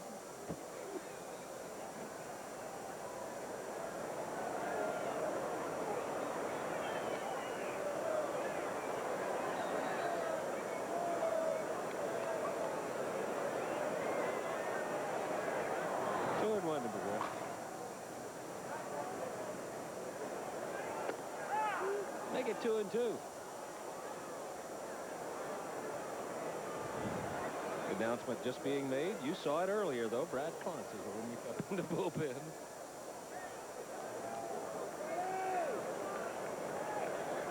I always wanted to do the cattle auctions in Monroeville, Alabama.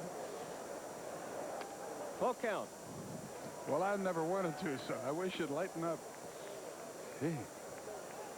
Yeah, Robin and all his merry men doing it, movie. Slow roller to third. Tough play for Spires. Not in time. Boy, it sure looked like Crawford was going to throw up the right hand, but right there on top of it, he makes the call. It's got to be an infield single for McGriff. Spires makes another good play here and unloads in a hurry. Bang, bang play, but Fred beat the rap. Good call by Jerry Crawford. Watch where Crawford is to make this call. Listening for the sound of the glove and watching the foot. Good call, Jerry Crawford. And he lets everybody know, and he acts like he's sure, even if he isn't. And I mean that as a compliment. Here's Klesko. One swing of his bat can put the Braves back on top. Ryan yet to homer. He does have 2 RBIs. Make that 3. He's singled in 1 tonight.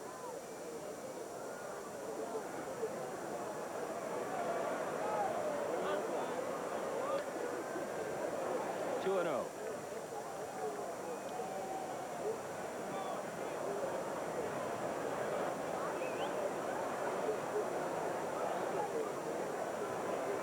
Wait till they show Zorro.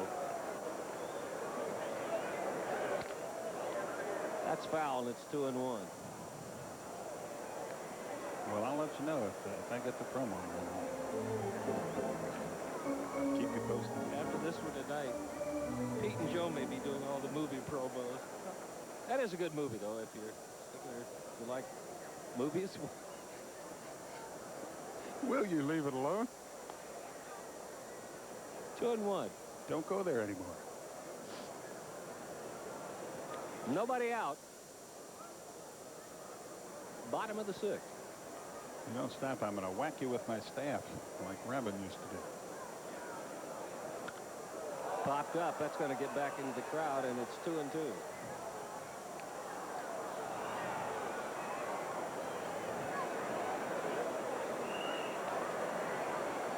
Richard Green used to play Robin Hood when it was a TV show. It was a 30-minute stop. It was a 30-minute black and white TV show. I remember it. Good pitch, but he doesn't get the call. That'll run it full. 3 and 2. Do you run Fred McGriff here down by 1 with Klesko up? I don't. Fred is taking a long look over at Bobby Dews, who's giving him his marching orders, and we shall soon see. Payoff pitch due Ryan Klesko. He's going. Popped up. That's going to get out of play, too. Who played Maid Marian in that TV show? And Francis.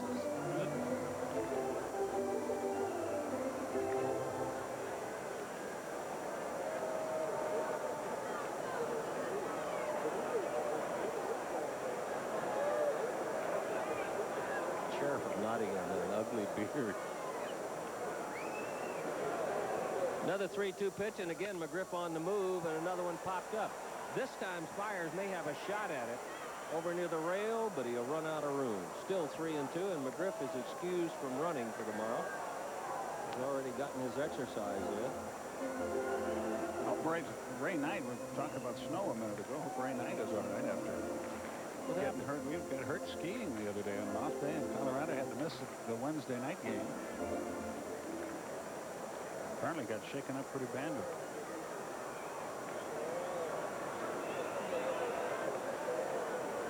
He's on the move again. This one is hammered the other way, foul. That McGriff will hang a U-turn and this time casually stroll back to first.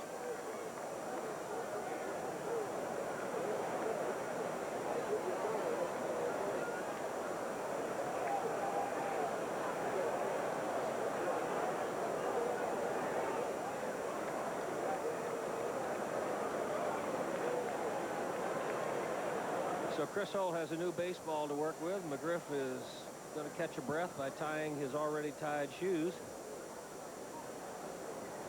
He's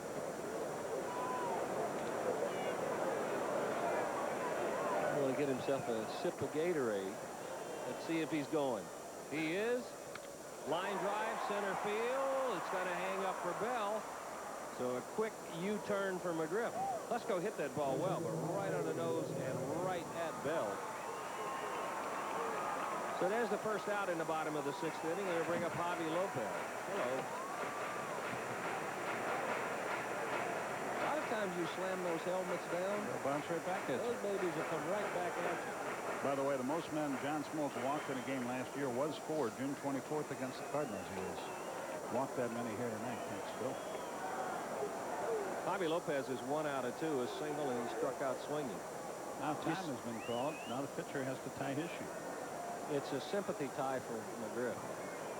You've seen guys throw helmets a lot, and you know, often it's not very humorous to watch it, and certainly the circumstances that cause it are not very humorous. That's out of play, and it's 0-1. But Bill Buckner, when he first came into the major leagues, he was a wild man. Oh, he was so much temper. And he fired a helmet one day, and he almost hit Walt Alston. Walt told me, he said, "You better never hit me with one of those helmets." And Walt never said very much. Two of the funniest sights happened right after that. A strike, and it's 0-2. He strikes out to end the inning, fires the helmet toward the dugout. It's, you know how it'll spin on the top, going round and around. The next thing you see is Buckner diving and slapping it away from Alston. He sprawled out in the gravel, knocked it away from Walt Alston. It's still 0-2. And then no less than a month later, he makes an out at first base. Bang, bang call. Grounds into a double play at the end of the inning. Slams it down. It bounces it up. Hit him right in the bridge of the nose and filleted it. So he never threw anymore after that. Those things sometimes will come back and bite you. Well, you've seen guys break their hand hitting a water cooler or a dugout wall. 0-2. Upstairs, Holt's thrown himself a few pitches too. John Smoltz, the total got up to about 115, so jury's still out as to whether or not John Smoltz will be back out there. That is pretty standard with Chris Holt. His fastball's about a 90 mile an hour with some sink on it, so when he's on, he should get more grounders than flies. All those hits and no walks, and that's why he's still around and why he has the lead. He was voted the best control pitcher, I believe, in AA or AAA. Slow roller, tough play for Spire. He'll get another chance. Barehand pickup throw, not in time. Braves like that play so well. It's worked so well, they were going to try it again. And they have him at first and second. Bill Spire's getting beaten to death down there at third base. He has to keep hitting the deck. He keeps making good plays. Javi just did beat that one. There he goes to the deck again. He's been down there 3 times. So 1 line drive in the inning. That was an out. 2 little ground balls. Those were hits. Strange game. And the Braves have him at first and second. Potential tying run. Fred McGriff at second. Potential go-ahead run. Javi Lopez stands at first for Mark Lemke. Mark 1 out of 2. That one hit is single. He grounded to first his other time.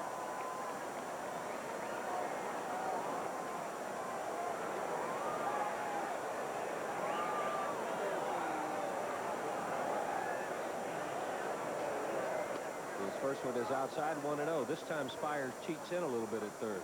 Holt was voted the best control pitcher in the Coast League, and he has 3 pitches, fastball, curveball, and straight change. So no surprise to those managers and coaches who watched him all year long when he was at Tucson. He will throw you some strikes. Off speed and over. And that's the pitch right there, Skip, and checking out his scouting report. They liked his stuff, but they thought he didn't have confidence in his curveball and his changeup. Boy, he has sure shown it tonight. I don't care how hard you can throw. If that's all you got, major league hitters will adjust. Sooner or later, they'll catch up to it.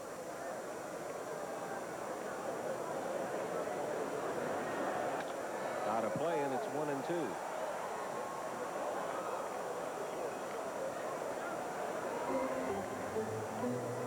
Holt, a 4th round pick by Houston back in 1992. About 6'4", 205. And you got a guy right there. I think if you're a young pitcher, he would be a good guy to play for. A good student of the game and would be very patient with young pitchers. Good curveball, but Lemke stays live. You have a guy who throws strikes, and you have a guy who doesn't strike out much. We could see a few foul balls here.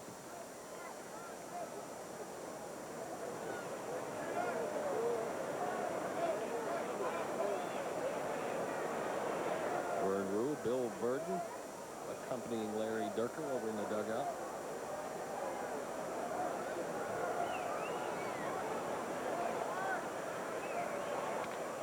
In the air to center. but it's going to hang up for Bell. And there's the second out of the inning and only the fourth fly ball out, registered by Chris Holt. And if the Braves are going to do any damage, it's going to be up to this week's hero for them, and they're going to have to do it with 2 outs. Tonight, Jeff Blauser hitless in 2 trips. The ground ball went to second. Jeff still at 452. Had himself 8 consecutive base hits before the string was broken last night.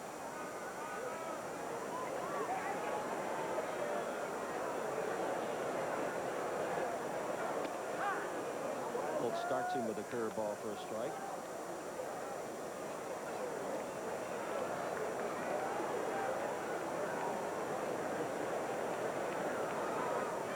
Holt was one of those guys that when they watched him during the regular minor league seasons, they were still kind of iffy on him, but he dominated in winter ball, and his stock jumped way up. There's one of the reasons right there. Perfect outside corner fastball.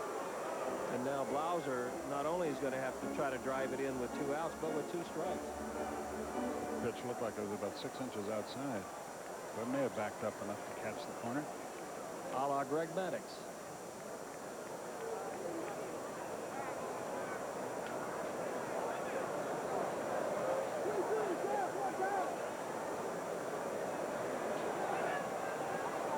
Blauser off to a good start, unlike 95 and 96 when Jeff struggled for most of the year. Same spot, same call. 1-2-3 U-turn for Blauser, and some flex pitching for young Chris Holt. Surrenders 2 singles, but the Braves leave him stranded. We have finished 6. It's 3-2 Astros.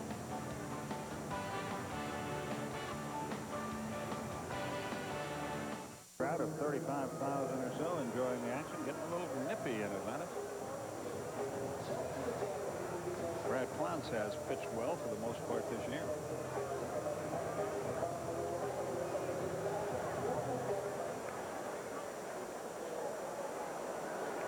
And the right-hander ready to go to work to Chris Holt, who's shown the good advantage here.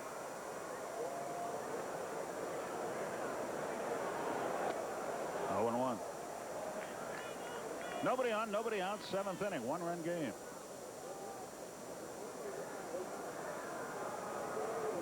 Braves about to hit him 11-6. 0-2. You're Chris Holt right now. You've faced John Smoltz twice. You've struck out twice, and then you could face this big side wheeler.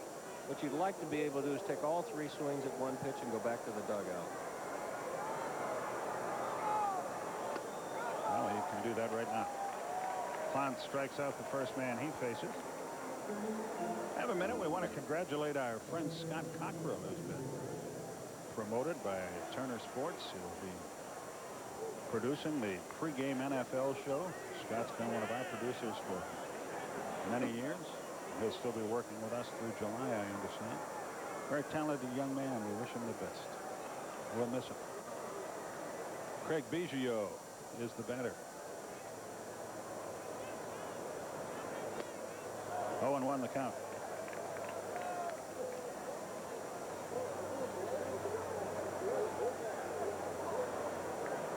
Biggio has popped to second, struck out, grounded to second.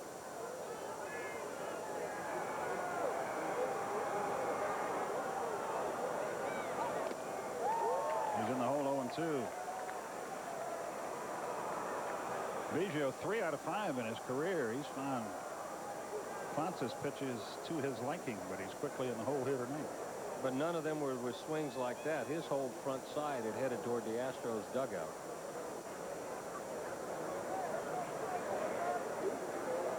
The 0-2 grounded to McGriff should be easy. He's going to take it himself and has to hurry to get there. 2 down. Both guys went in head first, and McGriff won the race 2 away.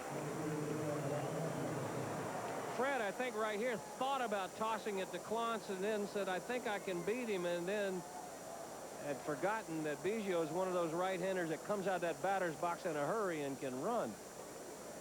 Not too often will you see both those guys sliding at first. Yeah, that could be a little dangerous. 2 out.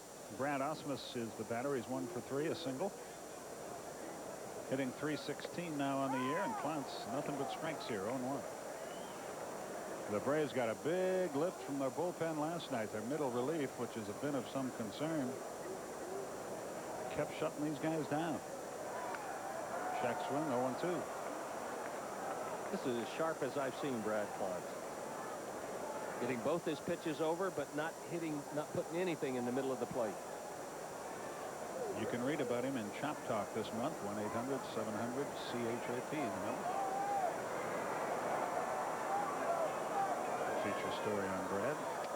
1 ball, 2 strikes.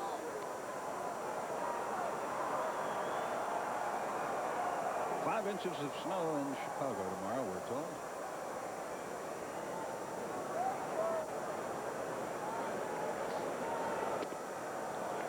Two and two. I think we have to do a pregame show too, don't we?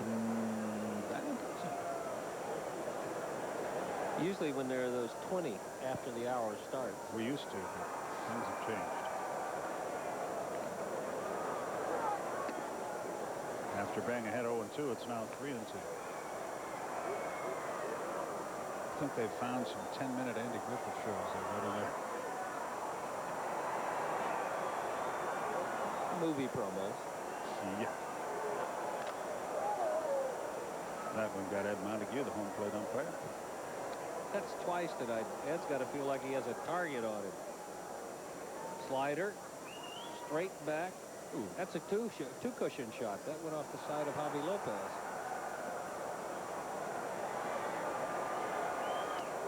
Almost hit him inside. So Osmus, after being behind 0-2, draws a walk.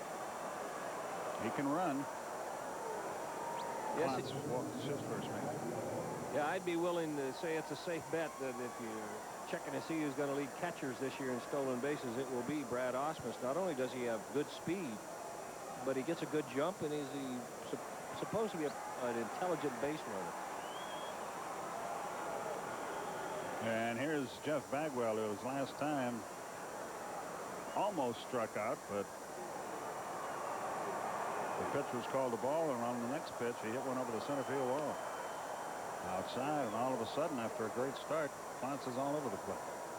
1 ball, no strikes. Fans trying to get the wave going here.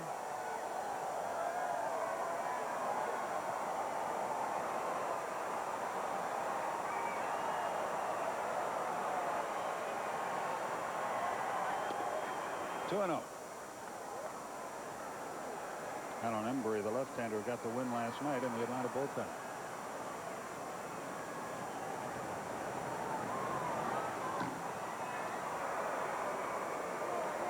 Bagwell waits. He's got him crippled. 2 balls, no strikes. Be careful here. Ground ball, foul past third. It's 2-1. In the bottom half of the inning, the Braves will send, in all likelihood, a pinch hitter for Clontz, and then the top of the order, Kenny Lofton and Michael Tucker to the plate. Doesn't appear to be any action in the bullpen for Houston. Durker's pitchers, Durker's starters are averaging almost 7 innings a start. He said as long as they were throwing well, he was going to stick with them, and he has done that.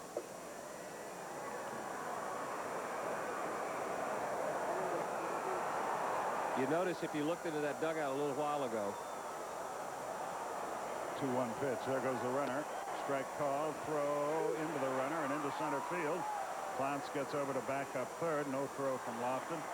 Stolen base and an error on Javi, and Osmus is at third after recording his first stolen base of the year. He stole this one on Brad Clontz because he had a big lead, and watch him go. Now he's on the move now before Clontz ever goes toward home plate. Javi Lopez got off a pretty darn good throw, but because he had such a good jump sliding in there, he may have gotten Lemke too. The ball went into center field, and he ended up at third. So for Osmus, there's his second stolen base already this year. And a 2-2 pitch to Jeff Bagwell with a runner at third and 2 out. Line into right center field. Tucker on the run. Dives. Can't get it all the way to the wall. A run is in. Bagwell is around second. Headed for third. He runs very well for a big man. And he'll make it without a play. And it's a 4-2 game. And the stolen base comes home to roost. Bagwell drives in his second run of the night. His 8th of the year. He's got 2 doubles, a walk, and a homer tonight.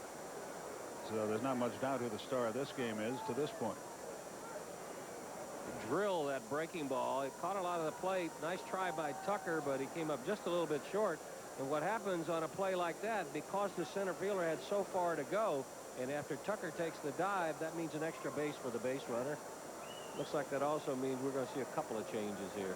Yeah, the old double switch trick is coming up. Tony Graffinino is going to come into the game and hit ninth and play second base. Mark Lemke will go out. And as Bobby Cox makes the Bell South call to the bullpen, the new pitcher for Atlanta is going to be, we think, Alan Embry. Not Tony Graffinino. He will bat ninth. And Alan Embry will come on and do the pitching, and he will hit in the number 7 spot in the order. And Mark Lemke is out of the game. It's 4-2 and a runner at third. That was a triple, by the way, for Bagwell, not a double. So he is everything but a single. The easiest thing to get when you hit for the cycle. So you know he's going to pull for some guys to continue to get some hits and give him one more shot at it. Embry pitched a perfect inning here last night and picked up the win. But it doesn't look so good for Atlanta tonight. The Braves trail 4-2. Clontz 2/3 of an inning, a hit, a walk, a strikeout, a run. The runner at third is his responsibility.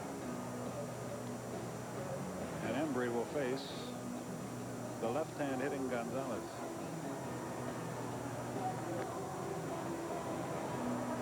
Strange game for Grant. He pitched so well to the first two guys and then got ahead of Ausmus 0-2, and it looked like he was going to breeze through the inning, but he lost him.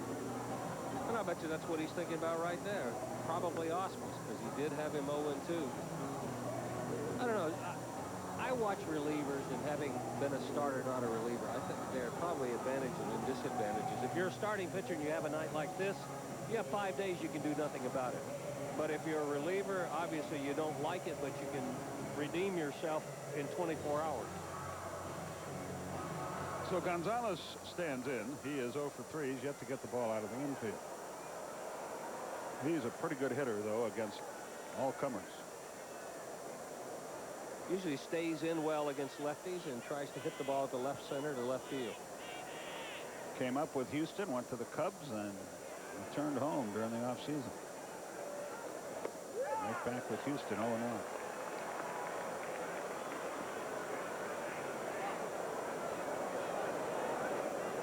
Runner at third, 2 out, 1 in. There's a strike over the inside corner, 0-2. As Don Sutton taught me, you don't have to throw a strike in this kind of count. All the pressure's on the hitter. And the 0-2 pitch. Ooh. Hobby held it there again, but didn't get the call. That was a good pitch. You saw what Hobby wanted, though. He wanted the fastball, but he wanted it up out of the strike zone. See him flash the mitt up high? That's strike that was three. still close, yes. See where he goes here. He throws a wild pitch and a run scores. Boy, that kills you. It's 5-2, and the count evens at 2 balls, 2 strikes.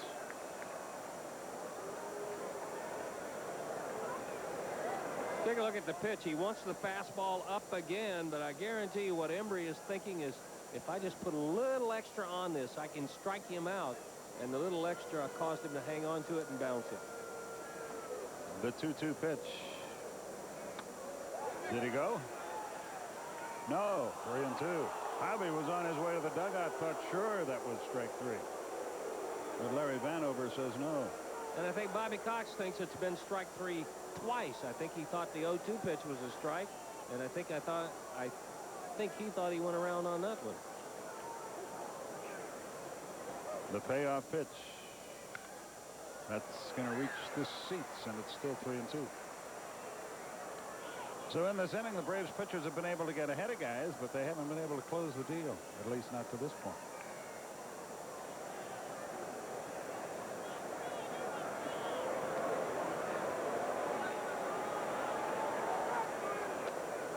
They ask for help again. Well, you know he's not going to give him this one, and it's a walk.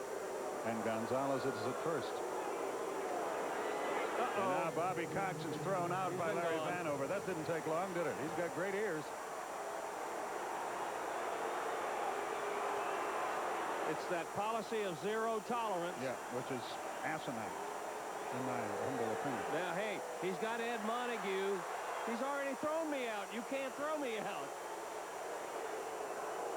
Vanover already threw him out, Ed. And what Bobby Cox took the opportunity to do there, Skip, is when he came out to talk about the other, he dropped the bomb about the other two that he thought that Ed Montague mixed. Now, if you're thrown out and you're thrown out, does that mean you can't go to tomorrow's game, too? He's not going to be at tomorrow's game in all likelihood, so it's a moot point. So Bobby has been ejected for the first time this year. You can almost feel that coming. A couple of calls have gone against the Braves. And Mr. Cox has a final shot for Vanover. Last night it was Houston not too thrilled with his work behind home plate. And they wait for Bobby to depart. I still can't understand if the umpire, John Hirschbeck, says, oh, everything's over, and Roberto Alomar says everything's over. Who are the other umpires to continue? I just think that was the catalyst. I think that's something that has been brewing all along, and that was just the scab that let you know there had been a sore there, and I think this is a fallout. It could have been that. It could have been a lot of other things. I saw a list of rules or a list of policies they were going to try to enact. What was it, peaceful coexistence or whatever the term. That didn't work out too well. That meeting, the summit meeting. Yeah, the summit meeting where there was going to be more mutual respect. No, you obviously can't touch an umpire. Less antagonism on both sides. Doesn't seem to be working. A little low. It'll be tough to throw a strike now. 2-1 the count.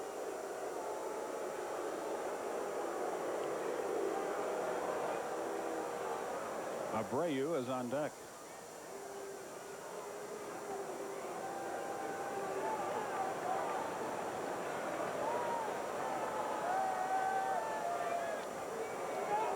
See, I agree. You should not physically touch an umpire, and the other thing is true. I also believe you should not prolong an umpire. I also believe you should, there are some compound words you ought to leave out of it. Right. But if you can't yell at a guy from the dugout. Something's wrong. 2-2 the count. When Lou Piniella gets thrown out of a spring training game for asking an umpire not to bother his young shortstop with a conversation, you got to figure something's wrong. That's kind of like a... And if baseball had a commissioner, I'm sure they'd take care of this, but as we all know, That's just kind of like laying ground rules for a fight is the way it appears.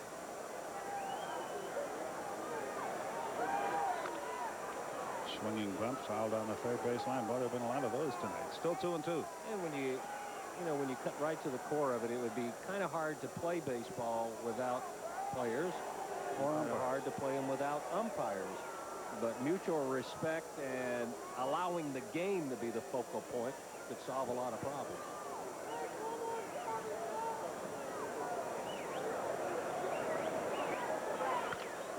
Chopper to short. Tough play for Blauser. Good play. Steps on the bag and the inning is over.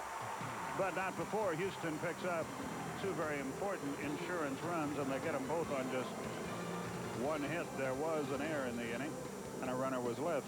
We go to the bottom half of the seventh inning with Houston leading 5-2. Center, but Bell fades back, makes the play, and there's the first out in the seventh inning. Lockhart entered the game in the top half of the inning, and now Kenny Lofton will be the batter. The Braves down by 3. The frustrating part, those 11 hits, one of them a Fred McGriff solo homer. Frustrating for the Braves offense, but it has to be very encouraging for Larry Dierker because he's seen his young pitcher get into some jams and pitch out of them like a veteran would. We're both very impressed with young Chris Hope. Strike to Lofton. Braves have left 6 runners on base. They've had a runner thrown out at the plate. They've hit with a double play. Better than a 2-to-1 ratio. Strikes the ball. 1-1 the count. Now the fans cannot be pleased by any call, no matter how obviously correct it is. And the 1-1. Tap foul, 2 balls and a strike. He's mixed his pitches well, and as he has gone along, his curveball has gotten better. And if you've watched curveball pitchers, no surprise, because you get just a little fatigued. The stride gets just a little shorter. The snap is a little more over the top, so curveball should get better. 1-2 hit on the ground to short. Lestache has it. Close, but he got him. 2 down. I wonder if the umpires have a, it's almost like the old speed traps where everybody's got to get their quota. When 2 guys throw you out of the same game, you sort of wonder, do they have a contest going? Oh well, here's Michael Tucker.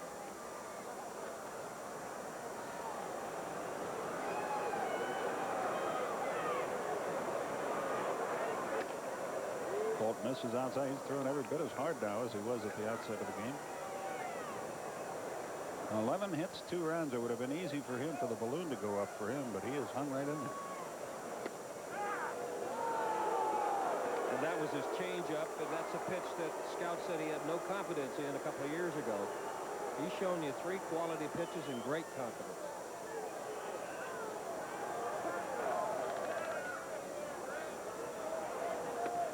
Good breaking ball, no doubt about that. 1-2.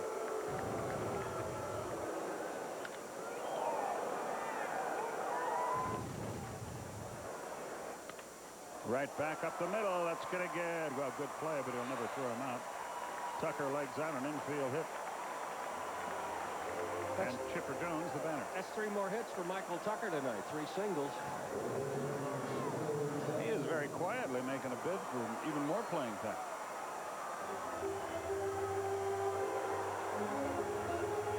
Stays back well. He does not get over that front foot, doesn't get off balance, takes a pitch away, and with 2 strikes becomes a little bit of a defensive hitter, gets a base hit up the middle. Chipper fouls it back, trying to yank one right out of here. It's 0-1. The newspaper men in the press box have shut their windows. What wimps. Hold on, huh? I think we probably won't see any of them tomorrow, then, will we? I'll be in the back row. I know that. You're good. 0-2. Baltimore, Kansas City snowed out tonight. St. Louis game snowed out. Colorado, Cincinnati snowed out. And we're headed to Chicago. Why don't they come here? They can bat last. Yeah.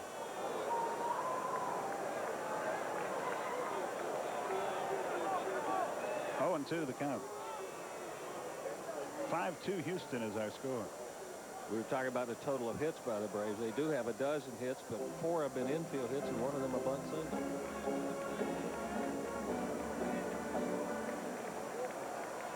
Hold out of Navarro, Texas Junior College, ready to go to work.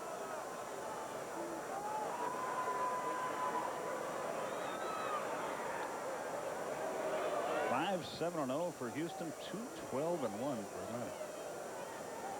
Houston goes to St. Louis after the game. They're not looking forward to that either.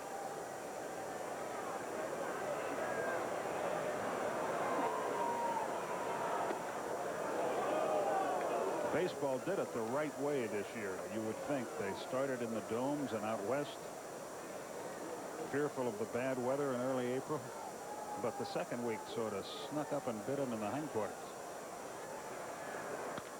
Line down the left field line. That's trouble if it's fair. It is a fair ball into the corner. Here comes Tucker. He will score. Chipper pulls in at second with a double, and the tying run comes to the plate. He dropped it right on that left field line. His second hit of the night and his 9th RBI of the year. Tucker scores his second run of the evening, and it's 5-3. And one of the few change-ups that Holt has gotten up in the strike zone. Chipper Jones politely serves it right down the line. And what the Astros are thinking right here is they're not that concerned about Michael Tucker. They just want to make sure to hold Chipper Jones at second, make it harder to get him home. They're thinking a couple of runs ahead. The right-hander Garcia is ready in the bullpen. But you got the left-hand hitting Fred McGriff at the plate. You got a right-hander on the mound anyway. Let's stay with him. Managers have different philosophies. That's Vern Rule, the pitching coach, going out. But a lot of managers, if it is not their closer, love to have the middle relief guy start an inning.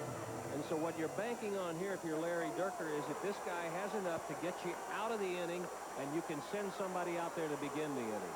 And that would probably be either Hudek or Billy Wagner. But first, they got to get another out here. Strike on the corner, 0-1.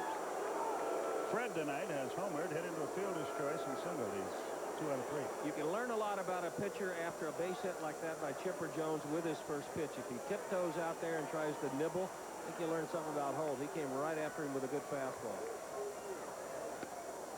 Came out there again, but a little too far outside. It's 1-1.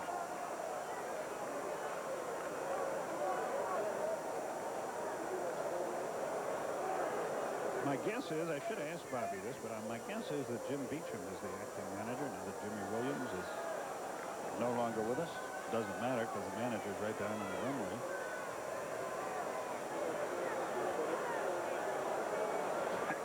That's probably who Jim Beecham is talking to, and Leo Mazzoni are talking to right now. Behind door A, the pitch. Good Curve stop. inside. And what happened here? The scoreboard just went out. Well, the hitters won't be unhappy. It's a better background now. There's still a few bugs to be worked out. Unless that same guy is running over power poles in the park. It could be. He's leaving a little early. He ran into the transformer. Now with all the lights are okay.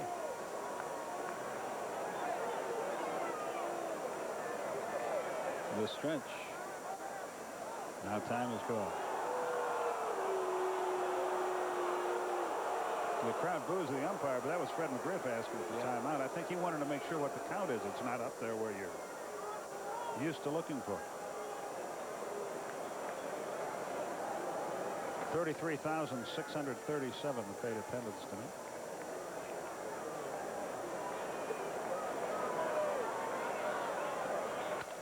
Broken bat grounder to third. Spires has it, and the inning is over, and the kid shows poise again. He allows a run on 2 hits. The Braves leave their 7th runner of the night at the end of 7 innings. Your score, Houston 5 and Atlanta 3.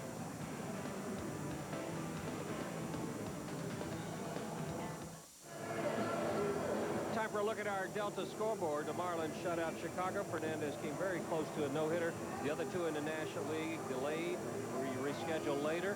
Comer a home run for Minnesota, only 6,000 at Detroit. Guzman, Plesac, Crabtree, and Timlin all combined to shut out Chicago. Likewise, Witten, Wetland sticking it to Milwaukee and Kansas City. Rain, snow, they won't play there.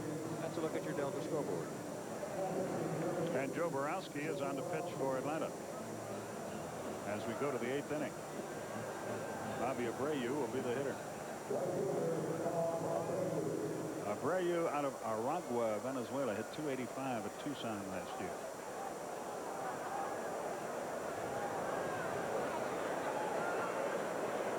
Short and Devont took an outside, 1 ball, no strikes. Abreu, Spires, and Listash, the first 3. Popped out of play. It's 1-1. The scoreboard is still 6.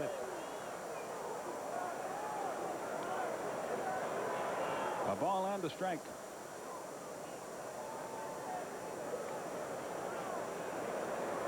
We're going to have to start wagering on that Napa hat thing every day. Okay.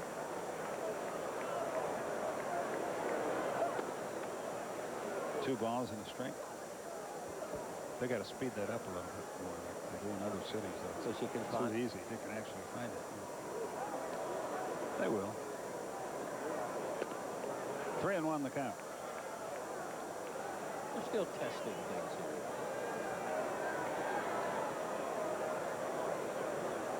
Ramon Garcia gets up again in the bullpen for Houston. Strike, full count, 3-2. Borowski, a former football star at Rutgers University. A little bit of a surprise to make the pitching staff out of spring training.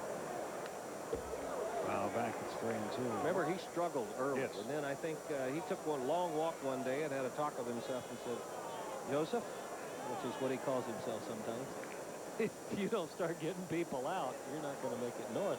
And the last couple weeks of the season, he threw some quality pitches. Did a good job.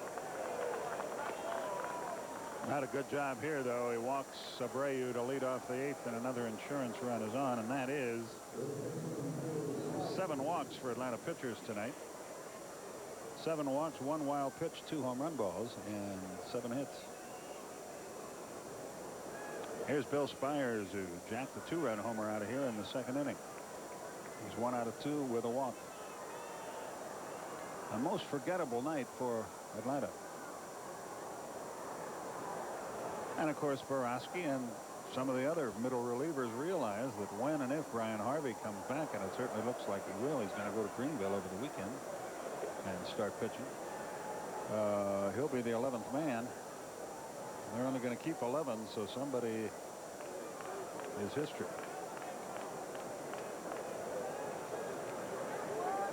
And you can now throw spring training out. It's how you pitch up here when it counts that dictates what that move will be. But the point that you always make when things like that pop up, if you're that 11th pitcher or if you're that 14th player, if you get people out or if you hit, there'll be a spot for you on somebody's ball. That's right. May not necessarily be your first choice. There's a new age baseball right there. Pitch outs, step off, throwovers, more often than not are called from the dugout. Very few pitchers of their own accord throw to first base anymore. Somebody in the dugout will pass it on to Javi Lopez, and Javi Lopez will pass it on to Joe Borowski. You wouldn't like that because it would mess with your concentration. Well, right? I think a pitcher out there has a better sense for what's going on than a guy sitting in the dugout. On the corner. The question is, if I throw over when it's asked for, does that mean I can't throw over unless somebody asks for me to do it? And I think when you're in the ball game, you get a feel for what's going on out there, or you should be getting a feel for what's going on. You're not going to be out there very long, are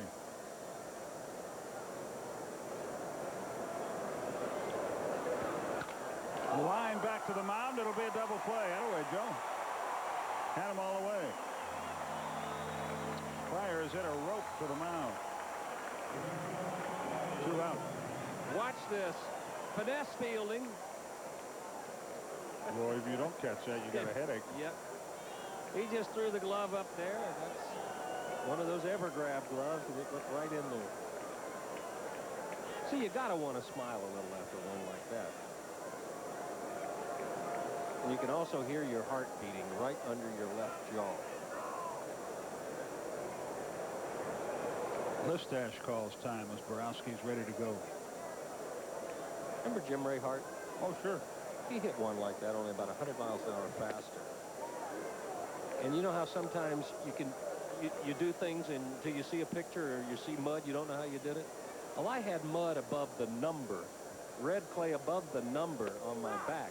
So it was a back flip that you can't do. I mean, a back bend that you can't do. But when you can see the stitches and the ball looks like it stops for a split second long enough for you to get your face out of the way, then you can probably do a few things that you didn't know you could. 2 balls and a strike. 2 out, nobody on. We're in the 8th.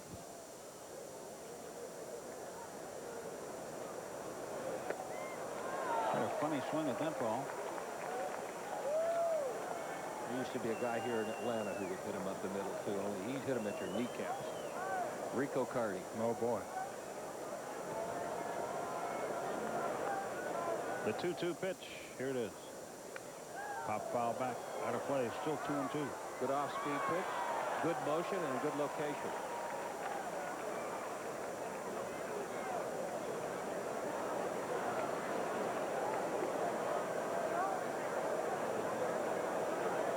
You see the score. Houston by 2 with 6 outs to go for Atlanta. Right off his thumbs that time. Still 2-2. All the other action has already been postponed or is over for tonight.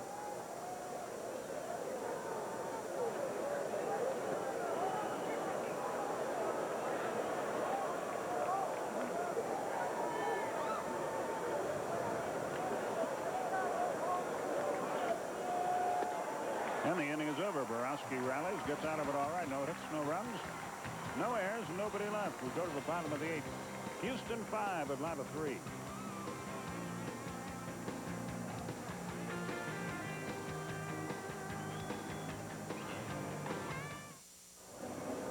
5-3 bottom of the 8th. Tomorrow night, it's doubleheader action on the NBA on TNT. First game has the Hornets and the Pistons battling for playoff position in the East. Game 2 will come up. It'll be the Suns and the Lakers out west. All the action begins at 8 o'clock Eastern tomorrow night. It's the NBA on TNT. Ramon Garcia on to pitch in relief of Chris Holt here. As we go to the bottom half of the 8th, Holt went 7-13 hits, but just 3 runs, 3 strikeouts. He threw a home run ball. Ryan Klesko greets Garcia, who used to pitch for the White Sox a little bit back in '91. Low, 1 ball, no strikes, and then was 4-4 at Milwaukee last year after starting the season at New Orleans, which is now Houston Farm Club. He missed the 94 and 95 seasons, did this guy. 2-0 the count.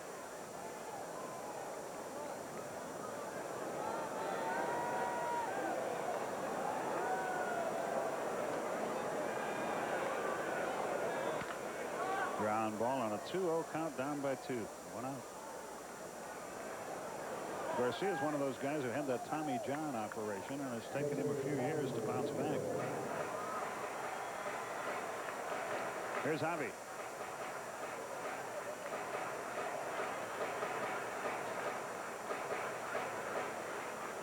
One out, nobody aboard.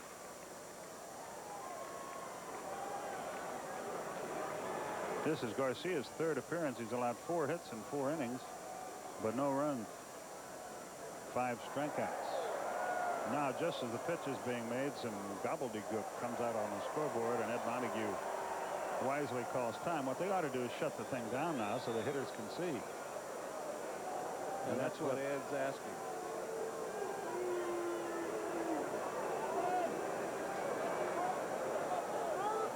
And he's gotten his wish, it would appear. Worked on it between innings, boys.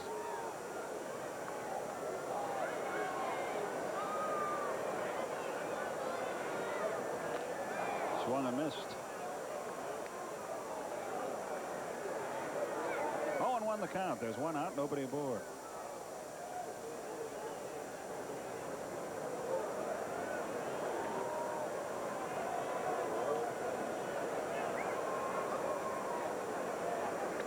Good curveball, 0-2.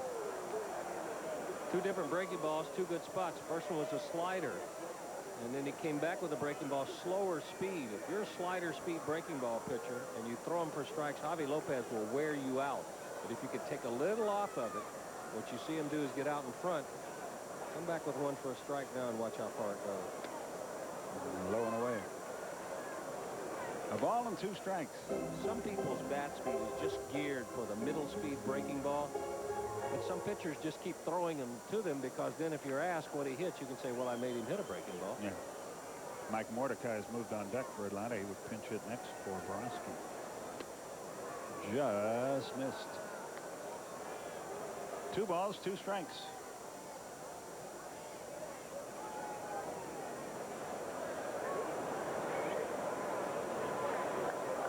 The news is not good. 5-3 Houston, bottom of the 8th. Full count, 3-2. A walk, of course, brings a potential tying run to the plate. You and I missed last night's game. It's only right that we get a little extra inning action here this evening. I don't think so. The pitch, here it is. Strike 3 call. Lopez can't believe it. He's called out on strikes. And he never argues, but he has a word for Ed Montague there. 2 out. A brief argument. There's not going to be very many long ones, but this is a nasty pitch. A pitcher's pitch. And that's one of those that most of the time he's hacking at anyway, but I think right there just fooled, and what he's thinking is that I can't hit it, so I'm hoping it'll miss outside. 2 are out, and Mordecai the batter.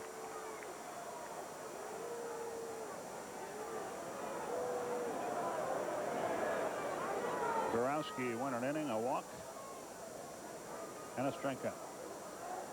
Pitch to Morty. There's the strike at the knees.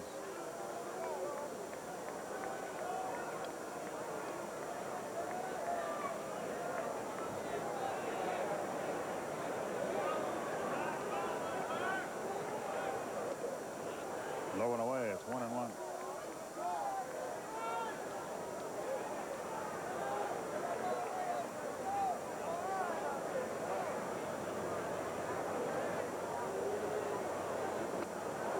Good breaking ball. 1-2.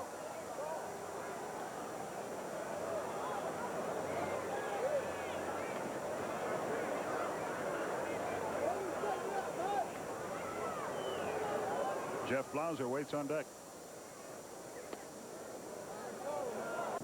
Bird pitched 3 strong innings here last night. Had a little control trouble. Walked 4, but he got him out for 3 innings. Montgomery out of Bronxville, New York, hit .306 at Tucson last year with 22 homers.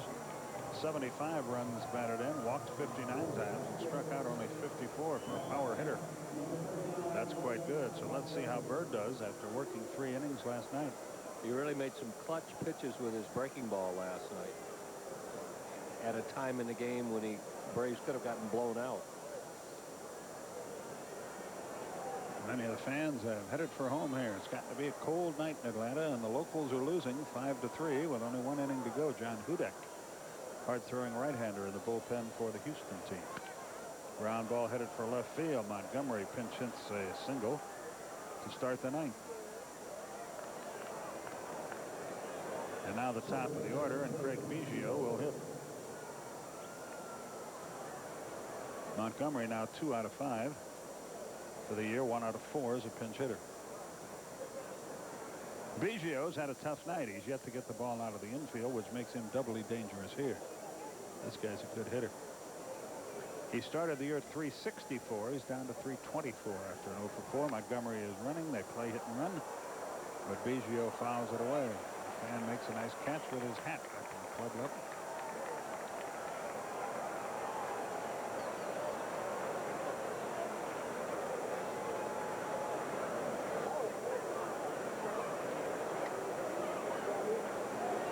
On the count. Biggio's a good guy to hit and run with because he's just as comfortable hitting the ball to the right side as he is hitting it up the middle or trying to pull it. Lined into right, but Tucker's right there unless the lights bother him, and they don't. 1 out. Biggio hits it hard, but out. The runner is still at first with 1 away as Brad Ausmus, the catcher, comes to the plate.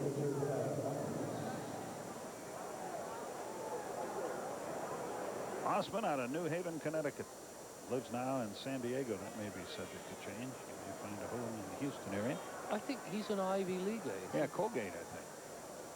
One of those.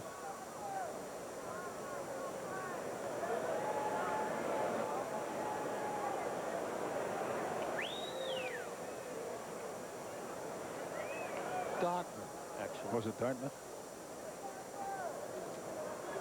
With a degree in government. Degree in government? What does that mean? No idea. I guess when you shake hands with him, he charges you money. A lot of people in government with no degree, so why shouldn't there be one in baseball with a degree? A lot of people in government getting the 3rd degree, too.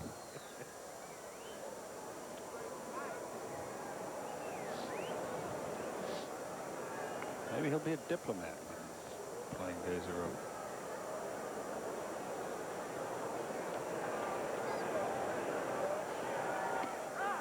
And again, maybe not. We'll just have to wait and see what we 0-2 the count.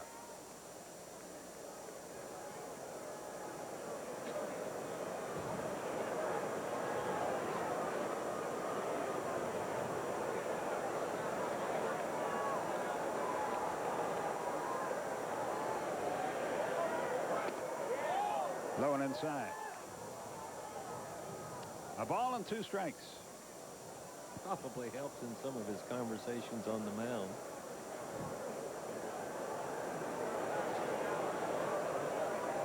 Degree in government. Outside of the breaking ball, 2-2.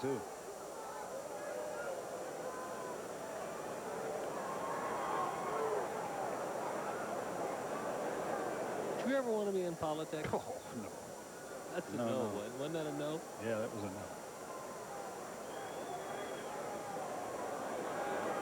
Curveball might be 2. Hits the side of the mound out there. Ausmus can really run.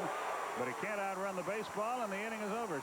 6-4-3. Lockhart held up well with pressure applied on him, and the inning is over. 1 hit, no runs, no errors, nobody left. Bottom of the ninth. Braves need to rally. They're down 5-3.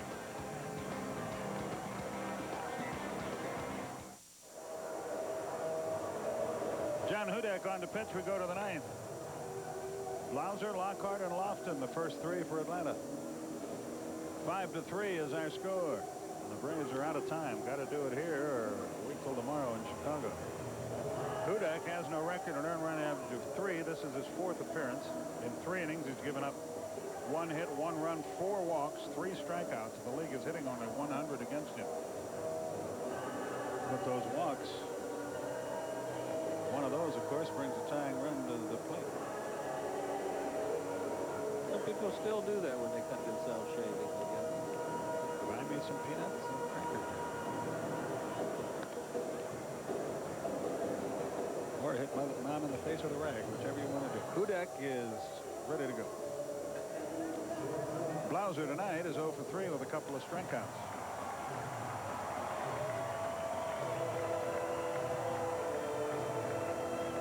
Skip, I want to thank Dr. Hudgens and the staff over at Scottish Rite for the fine job they did of looking out for my little girl yesterday. Yeah, I know Jackie had some surgery, and I was delighted to hear from you last night that things went as well as they did. And I thank you folks a lot.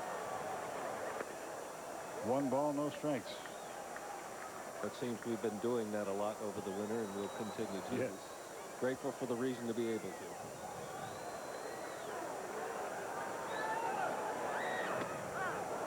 He shortened the bunt, took a strike. It's 1-1. Nobody on, nobody out. Bottom of the ninth.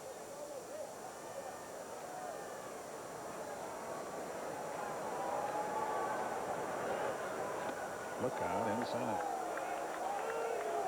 Every now and then he'll do that. You'll see the front side fly open. The arm still lags down a little bit low, doesn't allow it to catch up on top. And you'll see some up and inners off of that. 2-1 pitch. Downstairs. 3 balls and a strike. A walk would just what the doctor ordered. Now swinging 3-1. High pop, short center. Bell has it, 1 away. Here's Keith Lockhart. Boy, this game has really changed, hasn't it? Used to be in a spot like that, you'd take strikes. Yeah. Well, we saw a 2-0 out earlier. Yeah. Down. Here's a guy that'll make him throw some strikes. If he doesn't get his pitch on the first pitch, he will work it deep in the count, and he can foul away some as good as anybody playing right now. American League's leading pinch hitter a year ago. He's not pinch hitting in this spot. He flied out his first time right through there, 0-1. Hudak's the kind of pitcher, I think, if you're a catcher, until you get 2 strikes, you just sit right in the middle of the plate and say, bring it to me, and then we'll move after we get ahead in the count. Billy Wagner is now in the Houston bullpen. And Mark Wohlers is up just in case for Atlanta.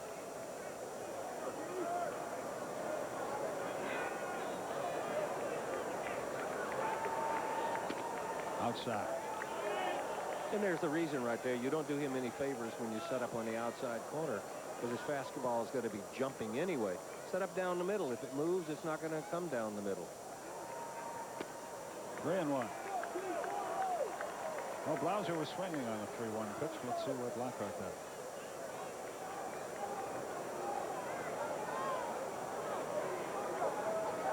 You need a base runner to have a chance.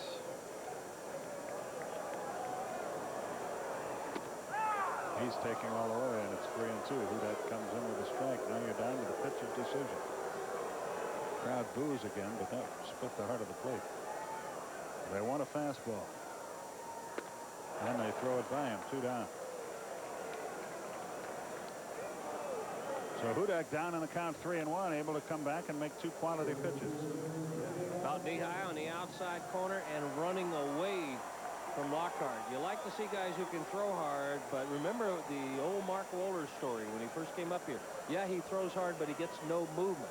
Now all of a sudden Wohlers has both, just like Hudak, and they have become quite accomplished. Wohlers has pitched so well this year, it's almost scary. Lofton looks at a strike. Kenny is 2 out of 4.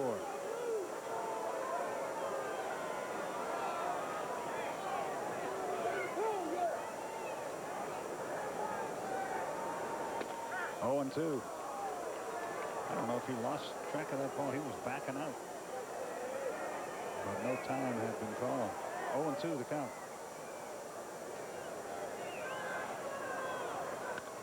And he fought it off to stay alive. Still 0-2. Hudak's bringing it up there in good shape. It's kind of funny watching Ausmus, though. He sets up on the outside corner, he runs it outside. He sets up down the middle, he runs it outside. That time he was set up and in, and he ran it outside. Just get ready to catch it. See where he goes now. With 2 strikes, he can do a lot of things, but let's see where Ausmus goes. First thing he does is take a little walk around the mound. Inside. I bet you it's outside. Up the middle. That's going to get to the second baseman. He'll never throw him out. Biggio would have been better advised to hang on to that ball, so it's not over yet. Lofton, an infield hit, his 3rd safety of the night. Can Michael Tucker do it again? He's 3 out of 4. All single. He's hit a home run this year. They've got Wagner in the bullpen, but they know the Braves have Andrew Jones on the bench. And I think that's what he's trying to do. He's hoping Hudak. I think the matchup that he would rather have would be Hudak as the righty against the Braves lefties than have Wagner come in and face Andrew Jones.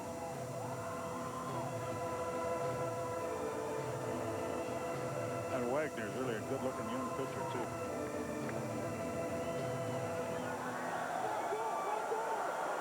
Well, here we go.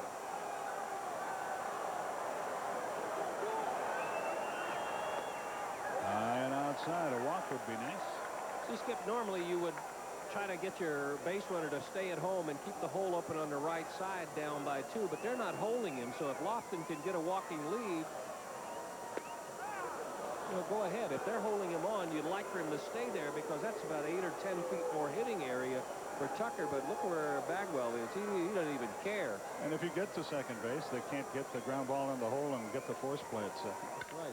But that should do it and will. Bagwell comes up with it. Tucker hit it hard, but out, and the ball game is over. And Houston salvages the final game of the series, as the Braves did down there, and the 2 teams are 3-3 to this point. 5-3 is the final score, and Atlanta takes the loss, the first one they've suffered at Turner Field. Quite befitting that Bagwell would record the last out of the night. He is our AutoZone player of the game, and a game he did have.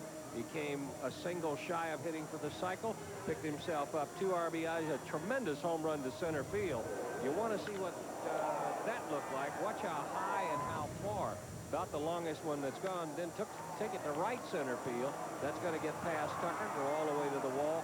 That was the triple. So he tonight went 3 for 3 with a walk, with 1 run scored and 2 in. He's our AutoZone player of the game. There's a look at the final score. We'll break away. We come back. We'll give you the rest of the total.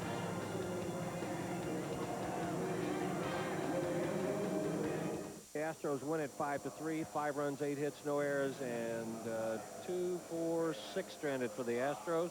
3 runs, 14 hits, an error, and 8 stranded for the Braves. Hope picks up the win, his first ever in the big leagues. Hudak gets a save. John Smoltz falls to 1-2. 2 home runs surrendered tonight, the first allowed this season.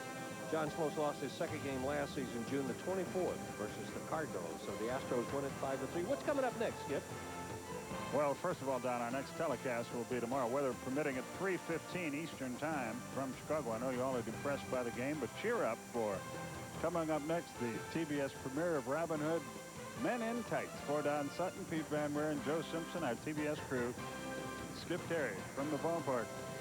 Boy, Robin looked happy, didn't he? So long, everybody.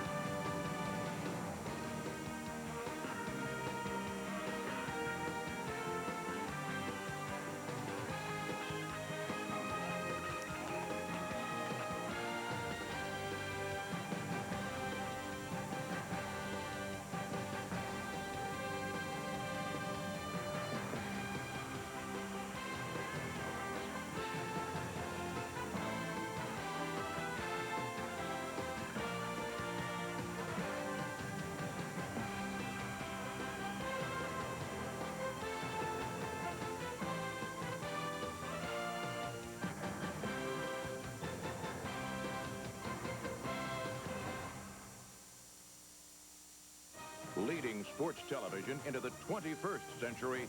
This has been an exclusive presentation of Turner Sports.